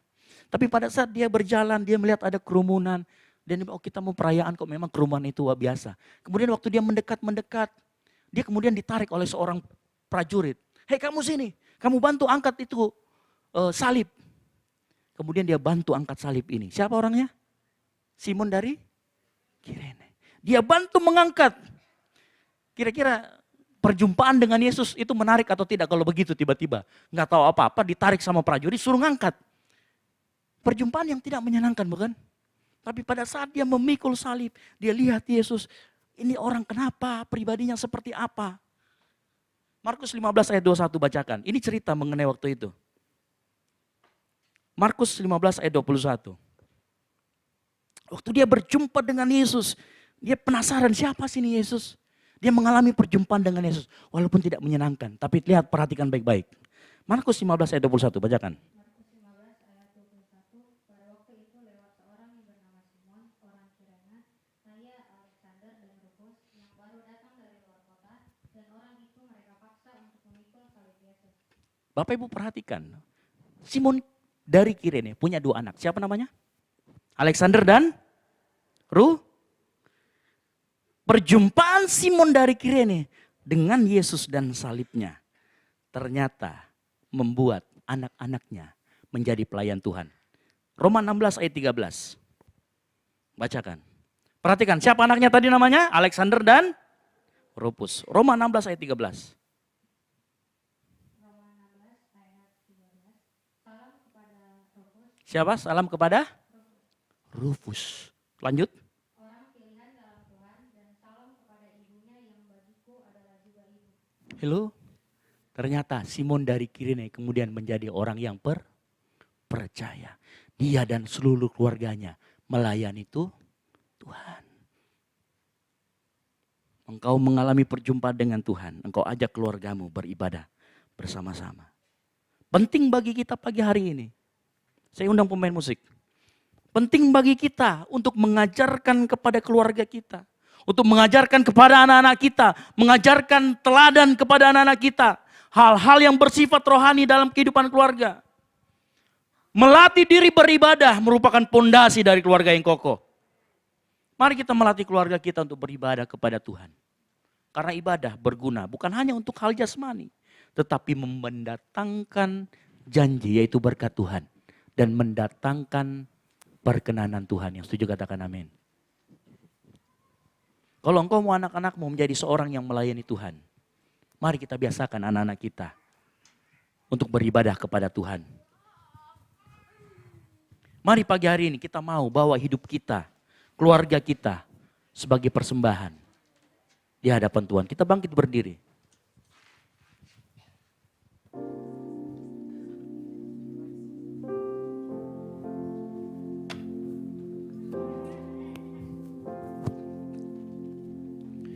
Ku datang dengan syukurku membawa kerinduanku Yesus, ingin ku menyenangkanmu,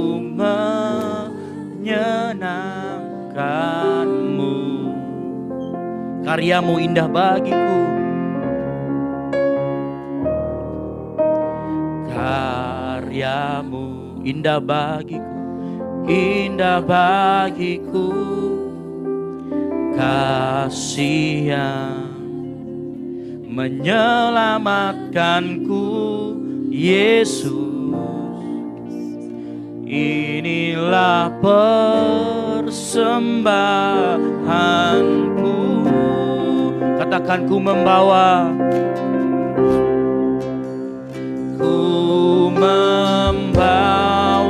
hati, hanya Engkau di hidupku, hanya Engkau di hidup. Yesusku, Kau terindah, Yesusku, Kau terindah. Selamanya aku menyembahmu,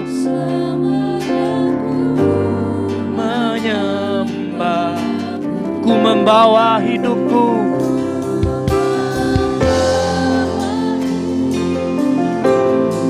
Inilah persembahanku.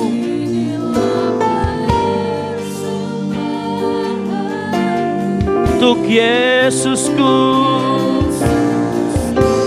yang terindah, selamanya ku menyembahmu. Yesus, kita naikkan pujian ini. Mari kita datang dengan rasa syukur kita. Nyanyikan dari hatimu. Ku datang dengan syukurku membawa, yes, kerinduanku Yesus, ingin ku menyenangkanmu. Yes, sama-sama katakan, karyamu indah bagiku, karyamu indah bagiku. Kasihan menyelamatkanku Yesus. Katakan inilah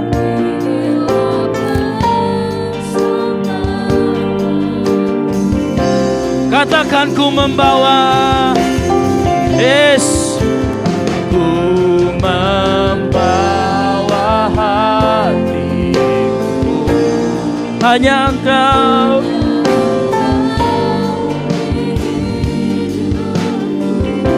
Yesusku, Kau terindah, selamanya ku menyembahmu Tuhan. Ku membawa, yes, inilah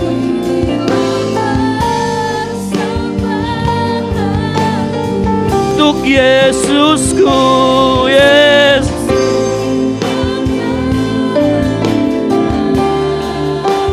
Selamanya ku membawa hatiku, ku membawa hatiku, yes, hanya Kau di Yesusku.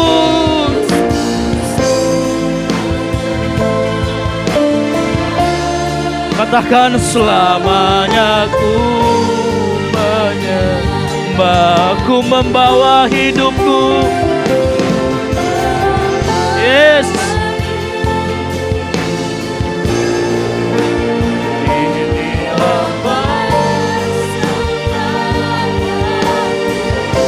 Untuk Yesusku, haleluya.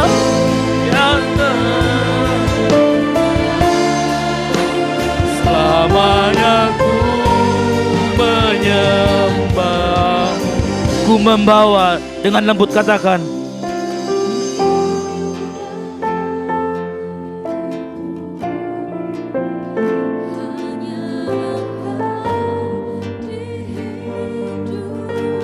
katakan, Yesusku,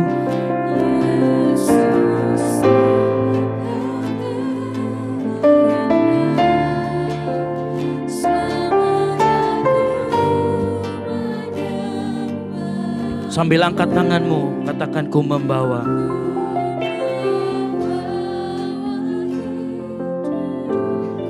Inilah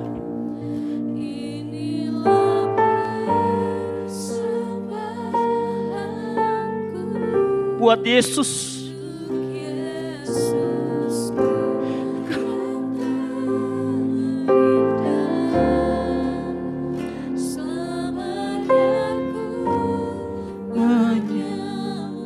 Yang mau menyembah Tuhan, kau sembah Tuhan saat ini juga. Haleluya, Yesus, ku sembah Tuhan, haleluya. Ku membawa hatiku, hanya Engkau di hidupku. Oh, katakan, Yesus, Kau terindah, selamanya menyembahmu.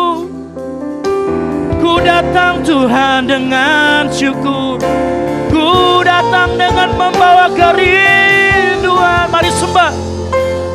Mari sembah Tuhan. Mari latih dirimu menyembah Tuhan di tempat ini. Mari engkau berkata-kata, sembah Tuhanmu. Haleluya. Oh, karyamu indah bagiku, hanya Engkau di hidupku. Yesus yang terindah. Yes. Mari kau sembah. Katakan Yesus baik. Yesus ini persembahanku. Yesus ini yang terindah. Yesus, ku mau menyembahmu. Haleluya. Haleluya. Oh, haleluya. Haleluya. Mari sembah dia, sembah dia, sembah. Amin. Yes.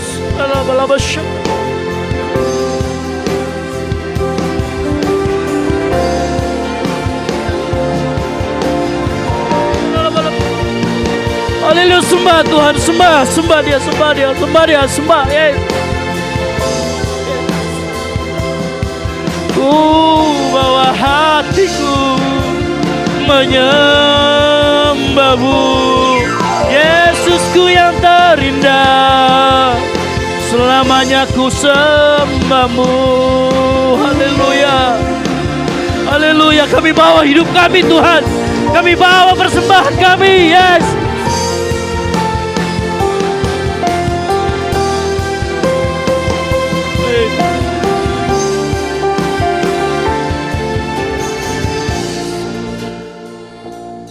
Di hadapan kita ada roti dan anggur, tanda kita bersekutu dengan tubuh dan darah Yesus. Mari kau sebelum lebih dalam, kau mengaku dosa-dosamu di hadapan Tuhan, supaya kita dilayakkan menerima tubuh dan darah Yesus. Akui dosa-dosamu, akui pelanggaranmu. Tuhan dekat dengan orang yang patah hati. Tuhan dekat dengan orang yang remuk hati. Tuhan dekat dengan orang yang mengakui dosa-dosanya. Mari engkau akui dosa-dosamu sebelum kita menyambut tubuh dan darah Yesus. Amin.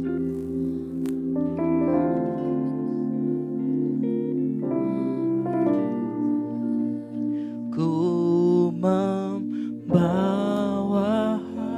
hatiku, hanya Engkau, hanya Engkau.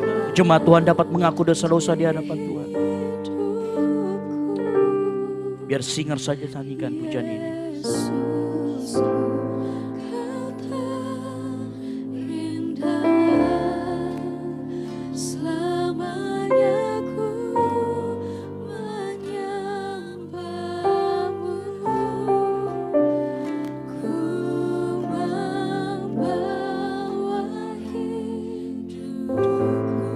Minta ampun sama Tuhan kalau engkau sudah akui dosa-dosa. Minta ampun. Minta dia menyertai kehidupanmu.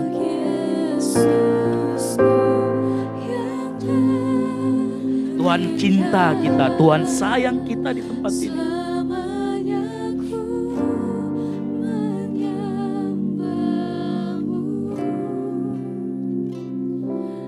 Yesus. Mari kau silakan duduk, tetap dalam hadirat Tuhan, tetap dalam sikap menyembah. Pelayan perjamuan, silakan maju ke depan.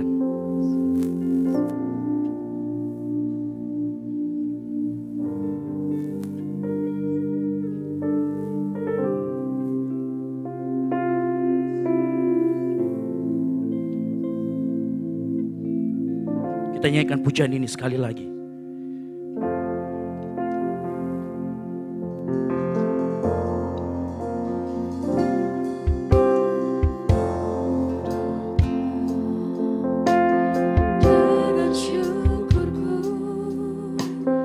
Membawa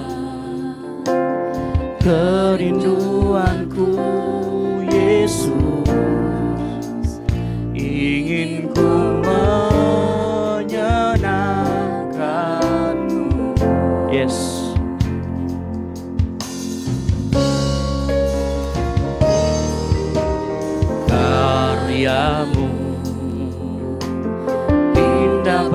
bagiku, kasih yang menyelamatkanku. Yesus, inilah persembahanku. Katakan sama-sama, ku membawa hatiku, hanya Engkau di hidupku.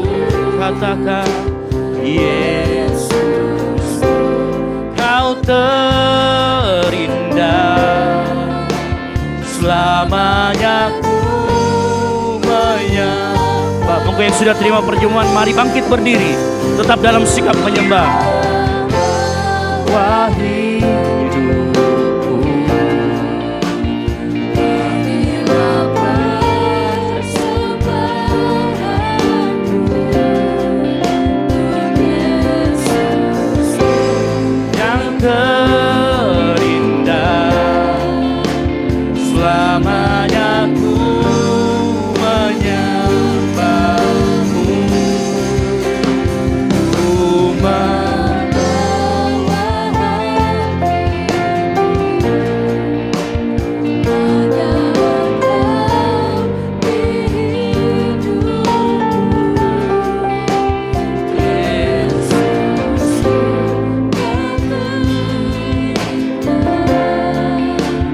Selamanya ku menyembahmu,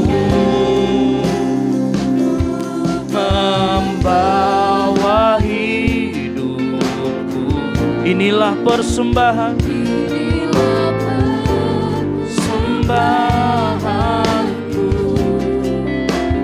Yesus yang selamanya ku menyembahmu. Yesus, mari pagi hari ini kau siapkan hatimu, sebab firman Tuhan berkata, jadi barang siapa yang dengan cara tidak layak makan roti atau minum cawan Tuhan, ia berdosa terhadap tubuh dan darah Tuhan. Mari kau minta Tuhan layakkan dirimu. Kau ngomong sama Tuhan, Tuhan layakkan kami untuk dapat menerima roti dan anggur sebagai tanda persekutuan kita akan tubuh dan darah Yesus. Mari kau mengaku di hadapan Tuhan, kau minta Tuhan layakkan. Yes, layakkan kami Tuhan di hadapan. Mari kau angkat tinggi-tinggi roti di atas kepalamu dan kau dengarkan firman Tuhan.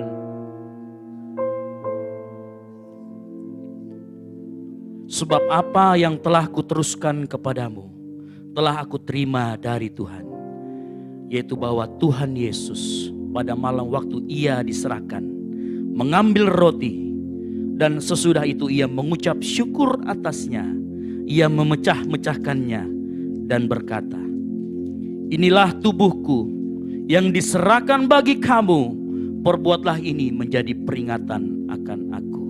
Yakinkah kita bahwa ini adalah tubuh dan darah Yesus yang menjadi persekutuan dengan Dia? Mari kau makan roti di dalam tanganmu.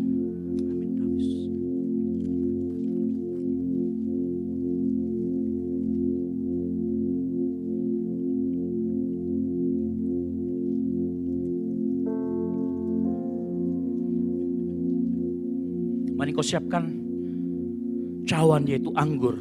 Angkat di atas kepalamu dan dengarkan firman Tuhan.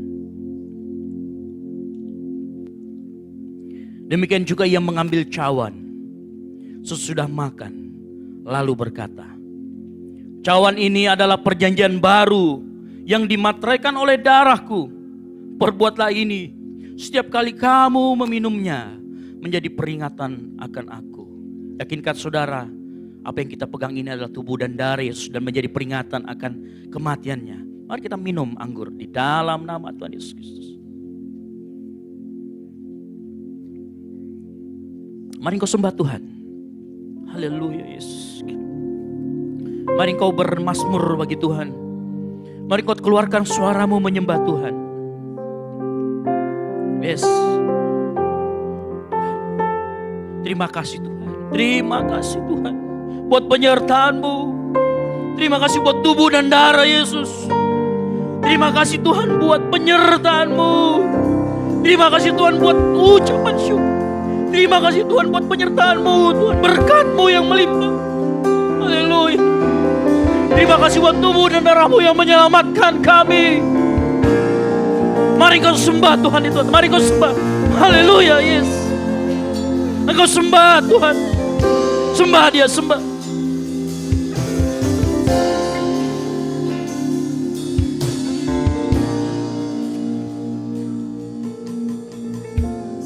Terima kasih Yesusku.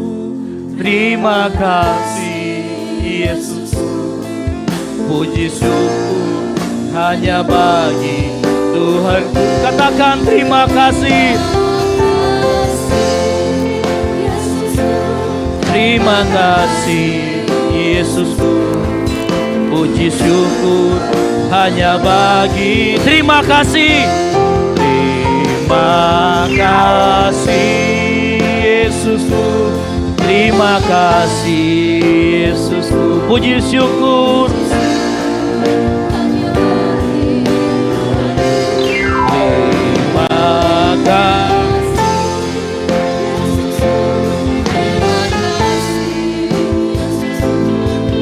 Puji syukur hanya bagi Tuhan. Ku puji syukur.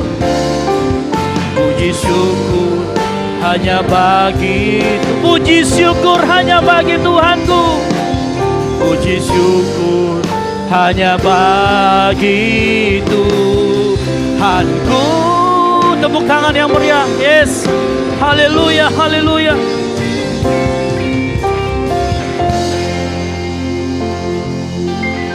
Yes, haleluya.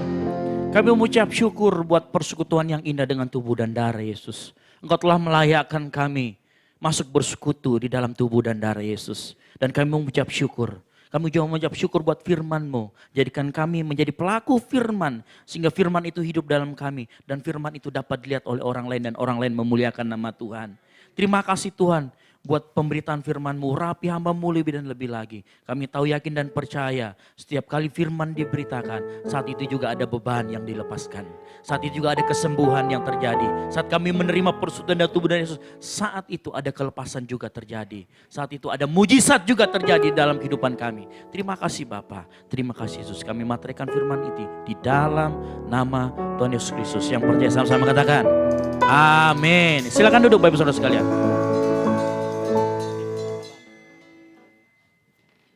Puji Tuhan, kita telah diberkati oleh kebenaran firman Tuhan. Saatnya kita akan memberi persembahan buat pekerjaan Tuhan di tempat ini.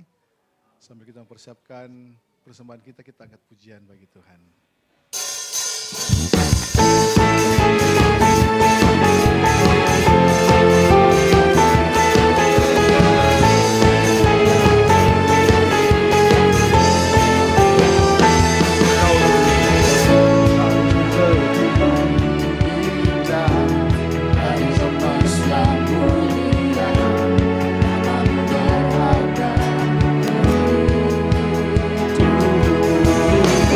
Kau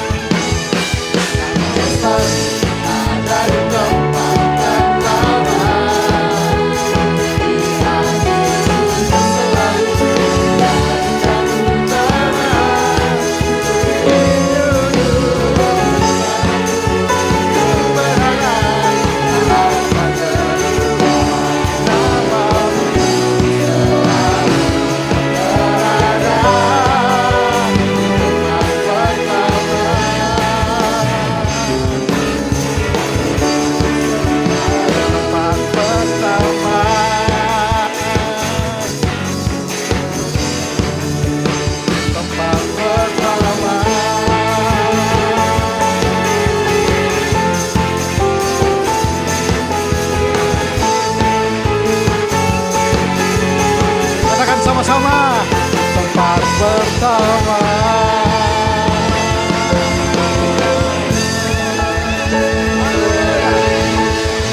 Silakan duduk Bapak Ibu kembali. Puji Tuhan. Saya percaya kita semua dipenuhi dengan sukacita. Amin. Dan saat ini kita akan mendengar persembahan pujian dari anak-anak mahasiswa dari KMBK Fapetrik Unhas ya. KMBK ya. Fapetrik. Keluarga besar mahasiswa ya, itulah Fapetrik Unhas. Tempat dan waktu dipersilahkan. Puji Tuhan.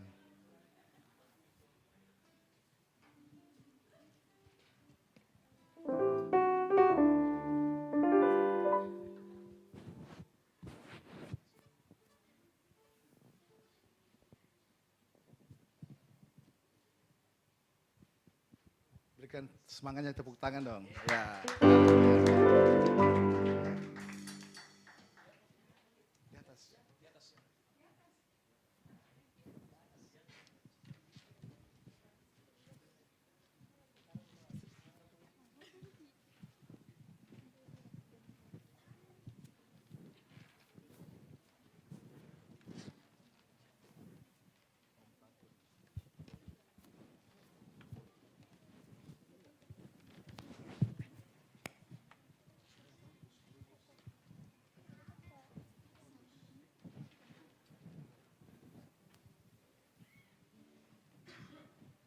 Shalom. Ya, puji nama Tuhan, terima kasih banyak. Perkenalkan kami dari KBMK Fapetrik Unhas.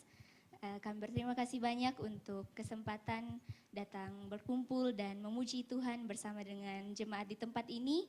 Dan pada kesempatan ini pula kami akan memuliakan Tuhan dengan pujian Ku Tetap Setia.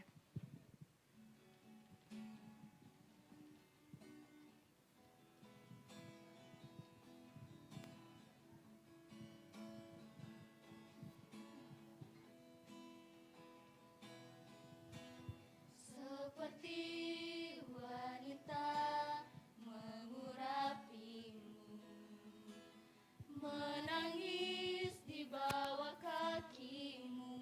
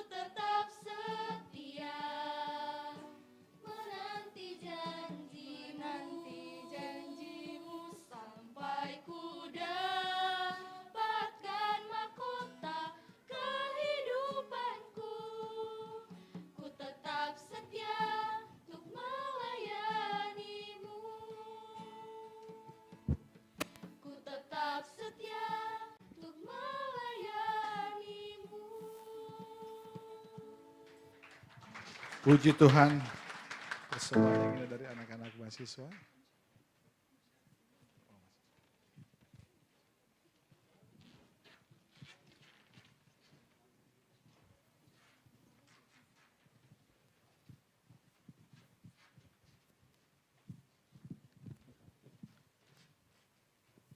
Puji Tuhan, saatnya kita akan melihat pengumuman untuk sepanjang minggu ini yang akan disajikan oleh bagian multimedia.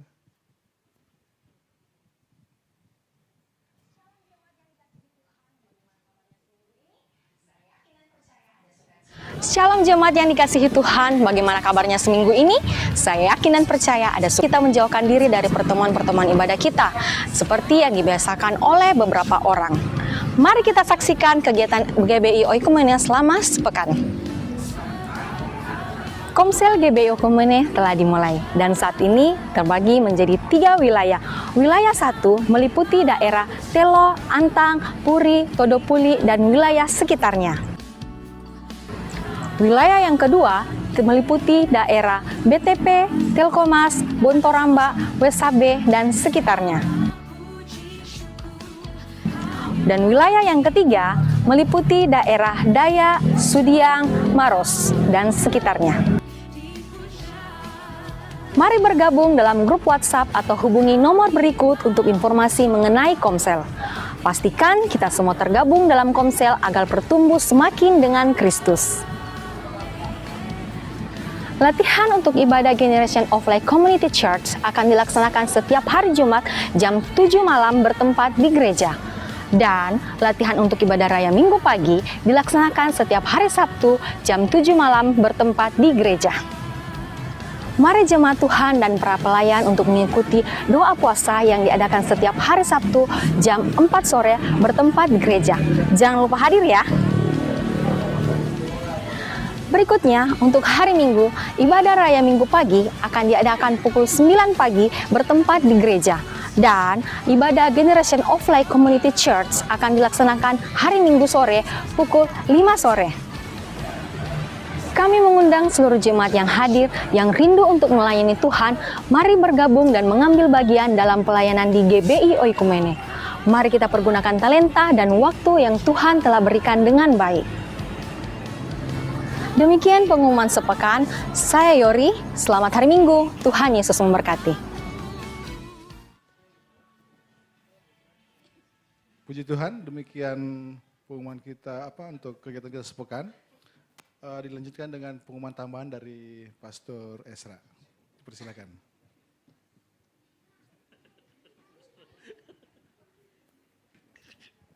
Ya, gitu ya. Ini gara-gara anak-anak nih semua di sore.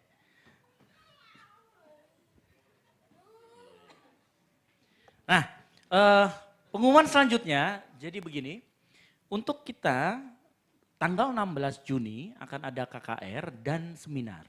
Seminarnya akan diadakan jam 9 pagi yang bawakan nanti Ibu Rita Wahyu.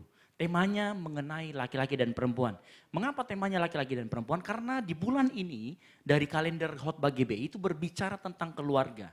Nah di dalam keluarga Tuhan itu terdiri dari hanya 2 jenis kelamin. Laki-laki dan perempuan. Tengah-tengahnya nggak ada. Gitu ya. Tengah-tengahnya atau sedikit ekstrim kanan, ekstrim kiri itu nggak ada. Yang ada hanya laki-laki dan perempuan. Oleh karena itu begini, seminar ini nanti akan membahas khususnya mengenai penciptaan laki-laki dan perempuan, genealoginya seperti apa. Nanti kita akan mengerti, oh pantesan laki-laki itu seperti ini, egois, nggak mau dituduh, nggak mau minta maaf atau bagaimana. Nah itu nanti gini, acara ini gratis tetapi Bapak Ibu Saudara sekalian harus mendaftarkan nanti di link yang sudah disiapkan. Gitu ya, nggak bisa ditampilkan ya yang saya kasih, Jody. Tolong ditampilkan bisa. Yang saya kasih biasa di grup mengenai Rita Wahyu.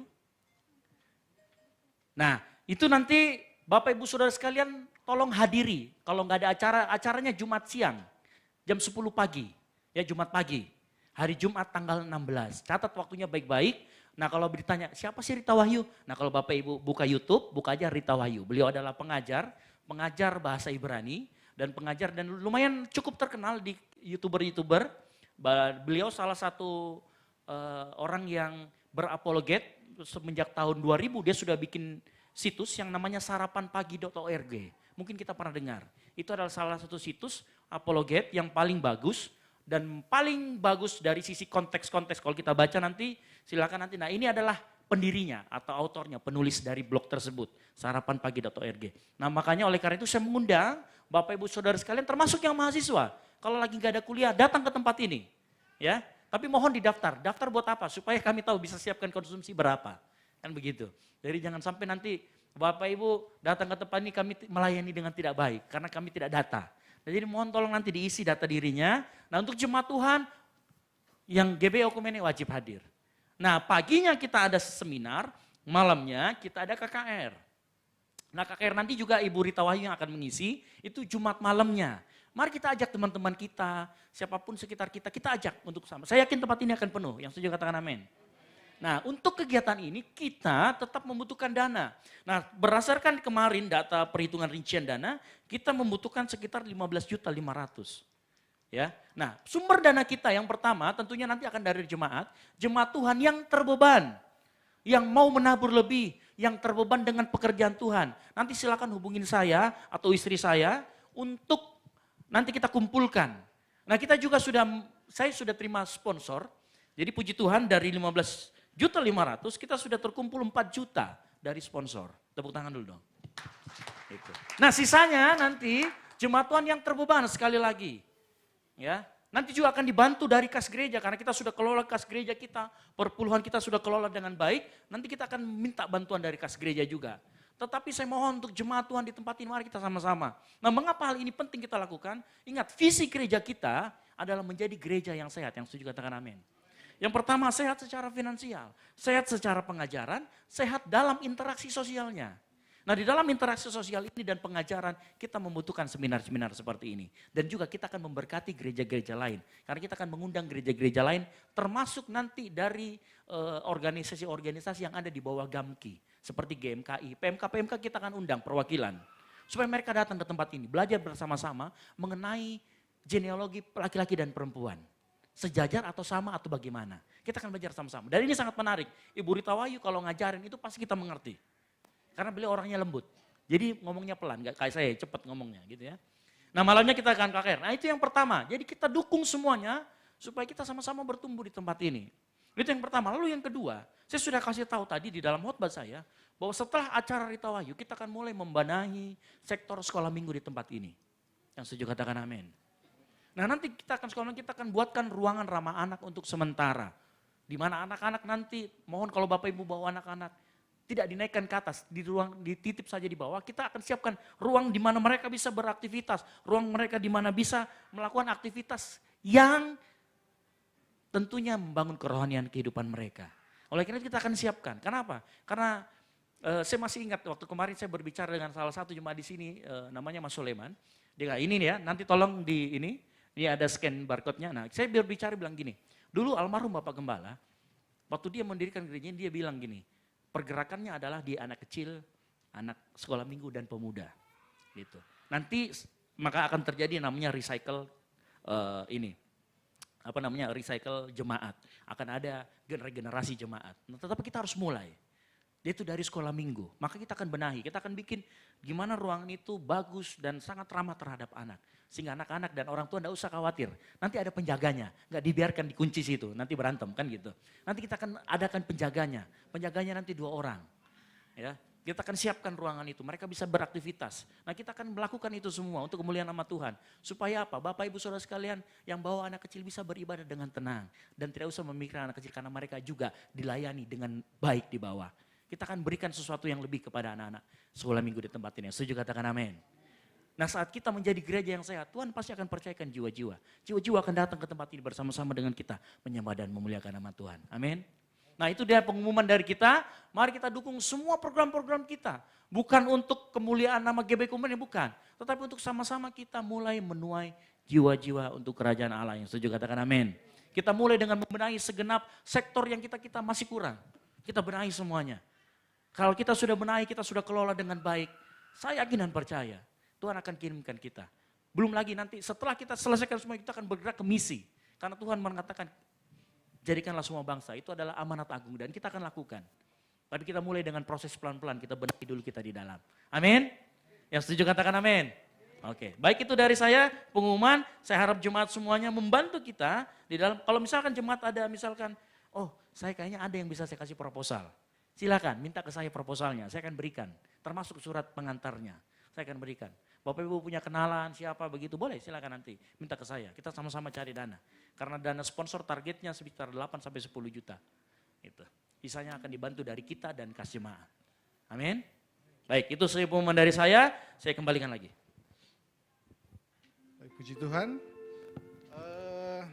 Karena ini adalah minggu pertama di bulan Juni, jadi yang berulang tahun sepanjang bulan ini, bulan Juni, bisa naik ke depan untuk didoakan dan akan menerima bingkisan. Ya, semua yang hadir pada pagi hari ini. Ya, yang bulan Juni, yang berulang tahun di bulan Juni silakan. Iya. Ada nanti ini, ada voucher tiket.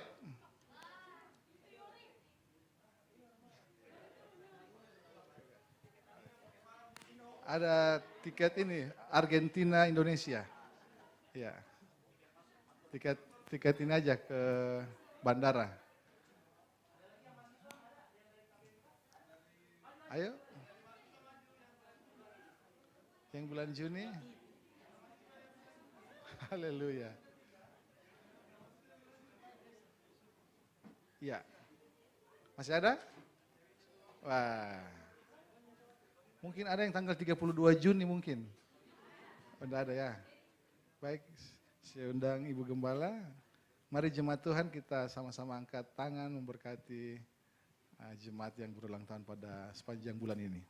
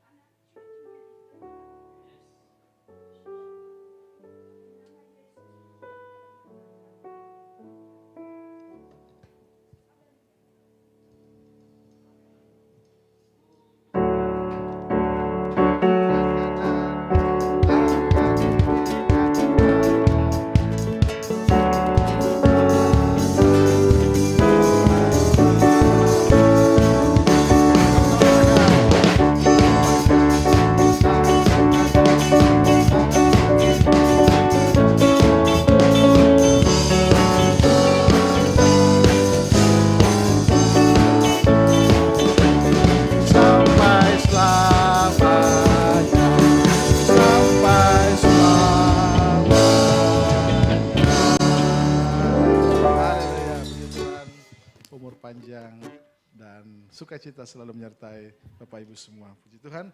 Kita akan mengakhiri ibadah kita pada pagi hari ini. Saya undang kita bangkit berdiri semua. Oh baik, sambil kita bangkit berdiri, mari angkat tangan buat jemaat yang baru pertama hadir pada pagi hari ini beribadah. Ada yang baru pertama beribadah pada pagi hari ini?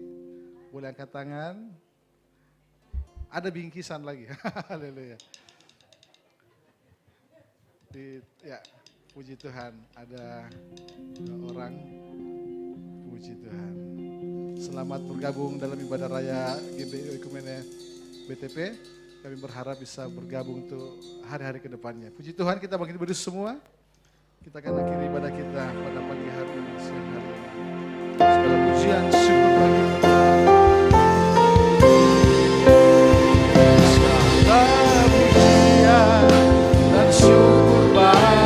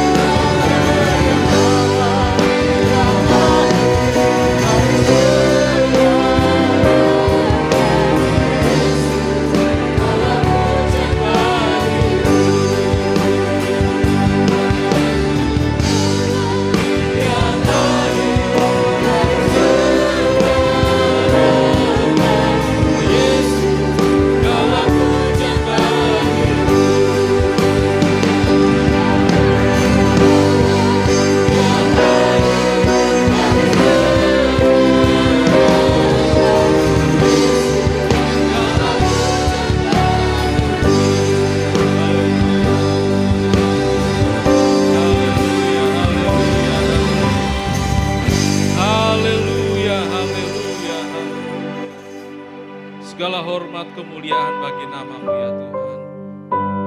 Engkau yang awal dan yang akhir Tuhan. Allah yang dahsyat, Allah yang heran, Allah yang luar biasa dalam kehidupan kami. Terima kasih buat ibadah-Mu pada pagi hari ini Tuhan. Kami merasakan Kau hadir di pagi hari Tuhan menjelang siang. Kami merasakan penyertaan-Mu yang sempurna dalam kehidupan kami Tuhan. Terima kasih Bapa di surga. Terima kasih Tuhan Yesus Kristus. Bahkan lewat tubuh dan darah-Mu Tuhan, kami sudah disatukan Tuhan. Kami sudah dimenangkan Tuhan. Kami sudah ditebus Tuhan. Yang sakit sudah disembuhkan. Yang berbeban berat Tuhan telah jangkau. Telah Tuhan lawati dalam nama Yesus. Terima kasih Bapa di surga. Terima kasih Tuhan Yesus. Bahkan lewat firman-Mu pada pagi hari Tuhan, inilah yang menjadi kerinduan kami orang tua Tuhan. Agar kami mau membawa keluarga kami Tuhan, menjadi keluarga yang takut akan Tuhan. Membawa anak-anak kami takut akan Tuhan. Sejari kecil sampai mereka remaja Tuhan. Mereka boleh menjadi anak-anak terang-Mu ya Bapa. Bahkan sidang jemaat di tempat ini Tuhan, kami adalah keluarga-keluarga di dalam Yesus Kristus Tuhan. Satukan tubuh jiwa roh kami Tuhan. Lewat jemaat di tempat ini Tuhan, kami boleh saudara bersaudari di dalam Engkau Tuhan. Satukan kami Tuhan. Agar kami boleh membangun Tuhan iman kami kepadamu di tengah-tengah jemaat ini Tuhan. Saling mengingatkan, saling menegur Tuhan. Terima kasih Tuhan Yesus. Bahkan ucapan syukur selalu ada dalam setiap ucapan kami Tuhan. Apapun yang Tuhan buat adalah baik dalam kehidupan kami Tuhan. Dan kami percaya Tuhan, ketika kami beriman bahwa Yesus ada di dalam kami di dalam Yesus. Tidak ada rencana yang gagal Tuhan. Kami percaya setiap langkah kami, penyertaan-Mu sempurna Tuhan. Apa yang kami buat menjadi berhasil Bapa di surga. Kami akan naik Tuhan. Kami akan naik di dalam Engkau Tuhan. Dimenangkan dalam setiap perkara Tuhan. Terima kasih Tuhan Yesus. Berkati hamba-Mu yang sudah menyampaikan kebenaran firman-Mu pada pagi hari ini Tuhan. Pakai hamba-Mu Tuhan untuk melayani anak muda yang ada. Boleh menjadi teladan bagi anak-anak muda di tempat ini Tuhan. Istri dan anaknya diberkati Tuhan. Bahkan ibu gembala di tempat ini Tuhan, berkati, berikan kesehatan, kekuatan di dalam Engkau Tuhan. Anak-anaknya diberkati, anak mantu diberkati, cucu-cucunya diberkati oleh Tuhan. Bahkan sidang jemaat yang ada di tengah-tengah kami saat ini, bahkan di rumah mereka masing-masing. Sepanjang minggu ini Tuhan, Engkau menyertai dalam pekerjaan mereka, usaha mereka, pendidikan anak-anak mereka. Bahkan pergumulan yang saat ini Tuhan, anak-anak kami sedang mencari pekerjaan. Tuhan adakan pekerjaan yang terbaik dalam nama Yesus. Bahkan yang merindukan pasangan hidup Tuhan, kami berdoa dalam nama Tuhan Yesus Kristus. Berikan yang terbaik Tuhan. Pasangan hidup yang takut akan Tuhan. Siapkan mereka menjadi rumah tangga muda yang diberkati oleh Tuhan. Bahkan yang merindukan keturunan dalam nama Tuhan Yesus Kristus. Tuhan berikan kesuburan Tuhan. Berikan anak-anak dalam kehidupan rumah tangga mereka yang saat ini merindukan keturunan dalam nama Tuhan Yesus. Kami percaya Tuhan, Kau juga akan memberkati mereka. Terima kasih Bapa di surga, terima kasih Tuhan Yesus. Bahkan berdoa secara khusus Tuhan, untuk mereka yang berulang tahun sepanjang bulan ini Tuhan. Berkati kehidupan jemaat-Mu yang berulang tahun di bulan Juni ini Tuhan. Berkat yang sama akan mereka terima Tuhan, dalam nama Tuhan Yesus Kristus. Biarlah sepanjang tahun yang akan dijalani Tuhan, sebagai apapun mereka Tuhan, Kuatkan mereka, teguhkan mereka Tuhan. Berkati dengan lebih heran lagi. Bahkan untuk saudara kami, rekan pelayanan kami, Bapak Selmi Sulu yang saat ini sedang dalam tubuh kelemahan. Kami berdoa di tempat ini dalam nama Tuhan Yesus Kristus. Sel-selnya diperbaharui, otot-ototnya dikuatkan, disembuhkan dalam nama Yesus. Boleh sama-sama kami melayani Engkau di tempat ini Tuhan. Terima kasih Tuhan Yesus. Berdoa juga untuk kota kami Makassar. Tuhan, kami ada di kota ini. Pakai kami menjadi berkat bagi kota ini Tuhan. Sebagai apapun kami Tuhan. Sehingga orang boleh melihat ada perbedaan orang percaya dan orang yang tidak percaya kepadamu ya Tuhan. Kami menjadi anak terang-Mu Tuhan. Terima kasih Tuhan Yesus. Berdoa juga untuk bangsa dan negara kami Indonesia yang kami cintai Tuhan. Yang dalam bulan-bulan ke depan Tuhan adalah bulan-bulan politik Tuhan. Akan memilih presiden, wakil presiden Tuhan. Bahkan memilih anggota dewan yang ada dari pusat dan di daerah. Kami berdoa dalam nama Tuhan Yesus Kristus. Tuhan berikan pemimpin-pemimpin yang takut akan Tuhan. Pemimpin yang selalu memberikan damai, memberikan persatuan bagi bangsa ini Tuhan. Terima kasih Tuhan Yesus. Bahkan untuk TNI Polri yang Tuhan percayakan menjaga NKRI Tuhan. Berikan mereka kekuatan, kesatuan Tuhan. Agar negara kami semakin kuat Tuhan. Dijauhkan dari segala teroris. Dijauhkan dari segala huru hara. Dijauhkan dari segala pertikaian dalam nama Tuhan Yesus Kristus. Terima kasih Tuhan Yesus. Terima kasih Bapa di surga. Sepanjang minggu ini, jemaat-Mu di tempat ini Tuhan. Berkati, lindungi Tuhan, pagari, biar kami sepanjang minggu ini Tuhan boleh menikmati kasih karunia Tuhan dalam kehidupan kami. Terima kasih Tuhan Yesus yang sudah mengajarkan kami berdoa. Bapa kami yang ada di surga, dikuduskanlah nama-Mu, datanglah kerajaan-Mu, jadilah kehendak-Mu di bumi seperti di surga. Berikanlah kami pada hari ini makanan kami yang secukupnya, dan ampunilah kami akan kesalahan kami. Seperti kami juga mengampuni orang yang bersalah. Dan janganlah bawa kami ke dalam, tapi lepaskanlah kami daripada yang jahat.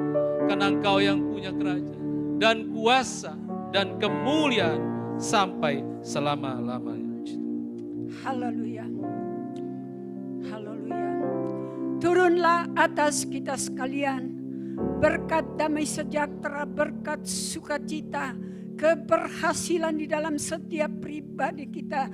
Anak cucu kita diberkati oleh Tuhan hari ini, besok, dan untuk selama-lamanya.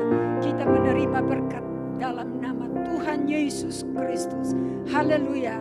Bersama-sama kita katakan amin. Tuhan Yesus memberkati kita semua.